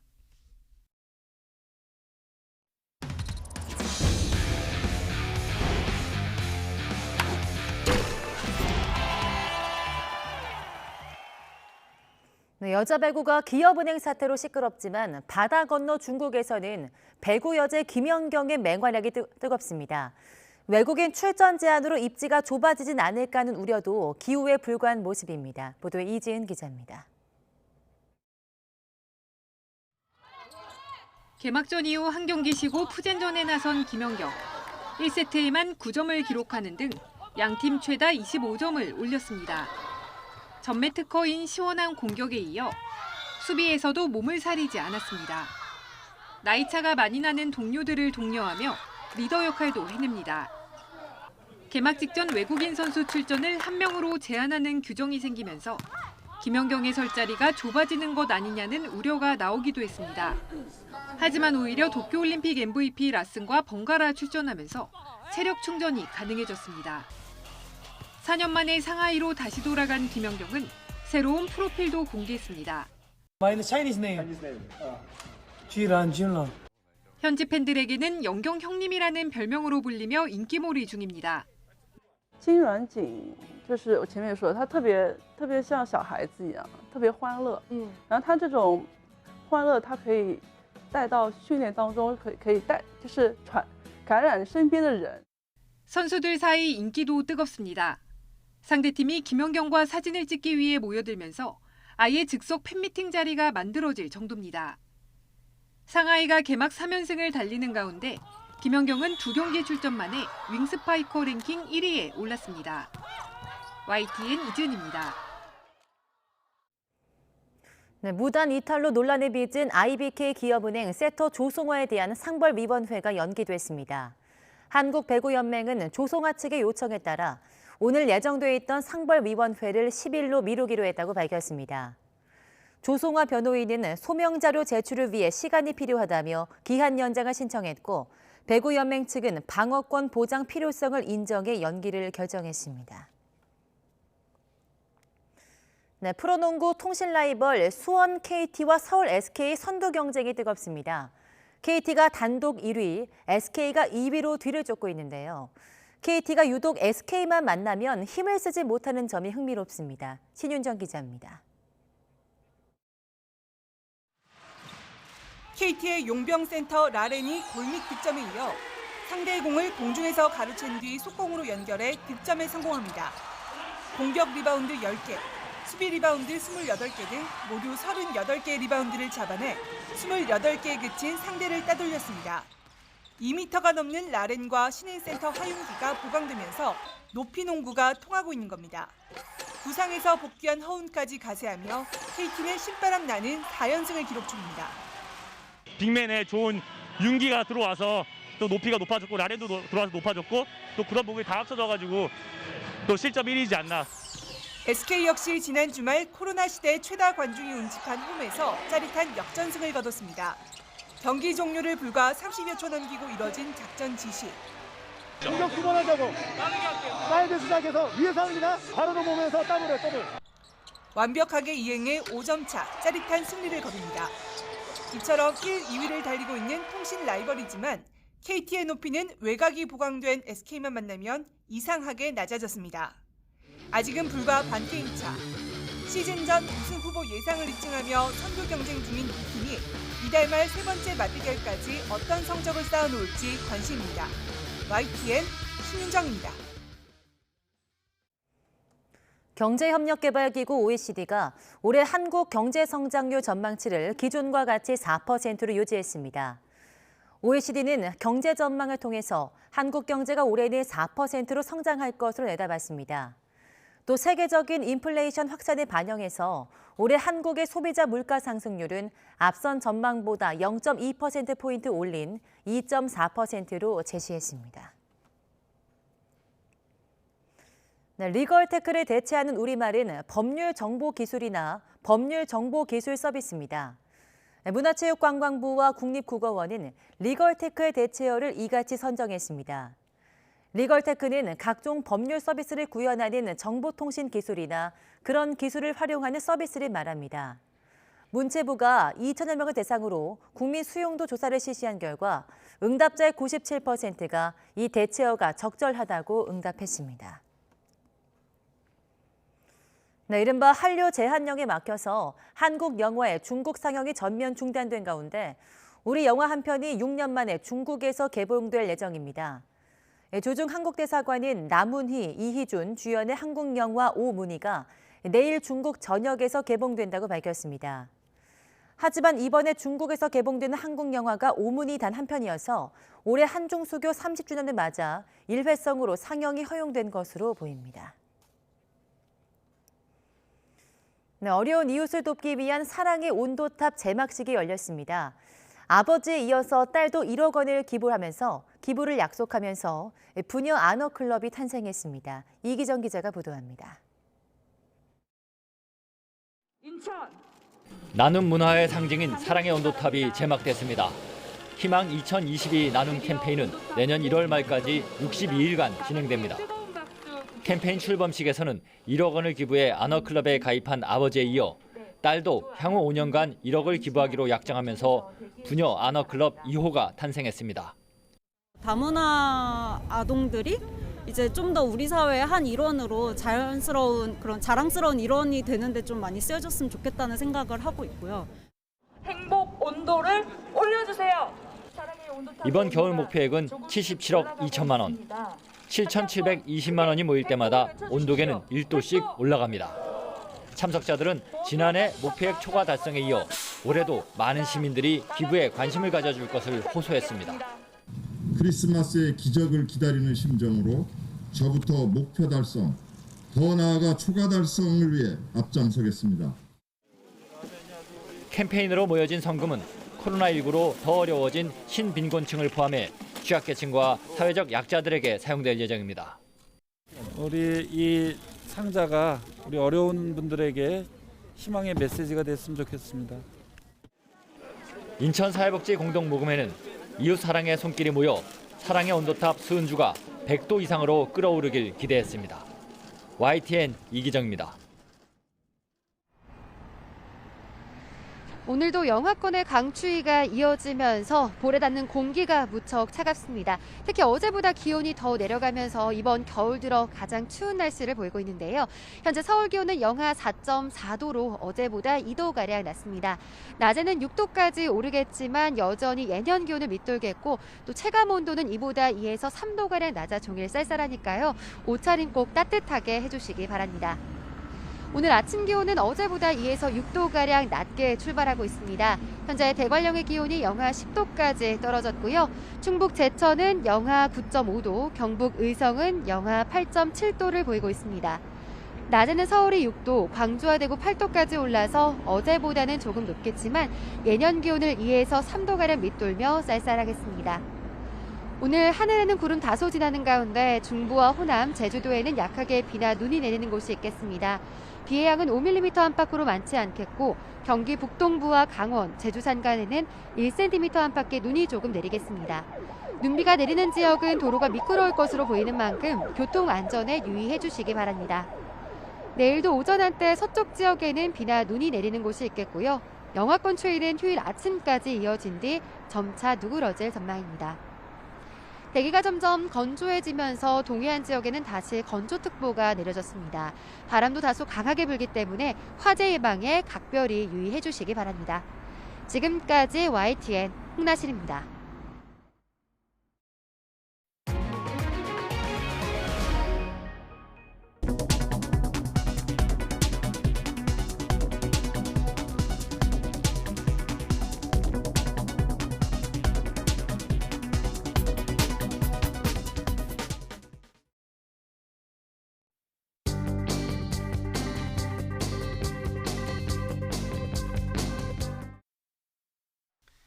아침 신문은 일면에서 우리나라에서도 코로나19 오미크론 변이 환자가 확인된 사실을 일제히 전했습니다. 한국일보는 특히 전문가는 방역 강화를 말하는데 정부는 의견 수렴 중이라는 설명만 되풀이하고 있다고 지적했습니다. 삼성전자 LCD 사업부에서 일했던 노동자가 차지 증후군을 앓는 태아에 대한 산재보험을 신청했습니다. 유해에 노출된 어머니가 태아 산재를 신청하고 또 인정을 받은 사건은 여러 차례 있었지만 아버지의 태아 산재 신청은 이번이 처음입니다. 여당에서 나온 다주택자 양도소득세 완화를 검토하겠다는 말에 기획재정부가 공식적으로 반대 의견을 냈습니다. 검토하겠다는 말 자체가 시장 불안을 가져올 수 있어서 반대 의사를 분명히 했다는 게 정부 관계자의 설명입니다. 오미크론 등장에 우리 경제의 불안은 여전하지만 수출이 우리 경제를 떠받치고 있습니다. 지난달 수출액은 8년 만에 600억 달러대에 진입했는데 반도체와 석유화학 등 주력 품목과 농수산식품 등의 선전이 눈에 띄고 있습니다. 한겨레가 MZ세대 남녀 28명을 상대로 표적 집단 심층 면접을 했습니다. 대선을 앞두고 유권자의 속마음을 확인하고자 한 건데 2030 세대는 부동산 문제에서 가장 불안해했고 가장 큰 관심사는 공정을 꼽았습니다. 휘청이는 증시 전망을 놓고 개인 투자자와 증권사의 의견이 갈리고 있습니다. 개인은 지금이 바닥이라며 지수 상승에 베팅하고 있지만 증권사는 오히려 코스피 전망치를 낮춰잡고 있습니다.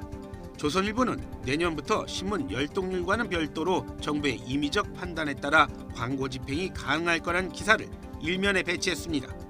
정부가 최근 효과성, 신뢰성 등의 새 광고 집행 기준을 정하고 이 기준을 어떻게 적용할지를 광고주인 부처나 공기업 등의 판단에 맡겼는데 이걸 언론 길들이기로 볼 수 있다고 전했습니다. 조간 브리핑 이승훈입니다.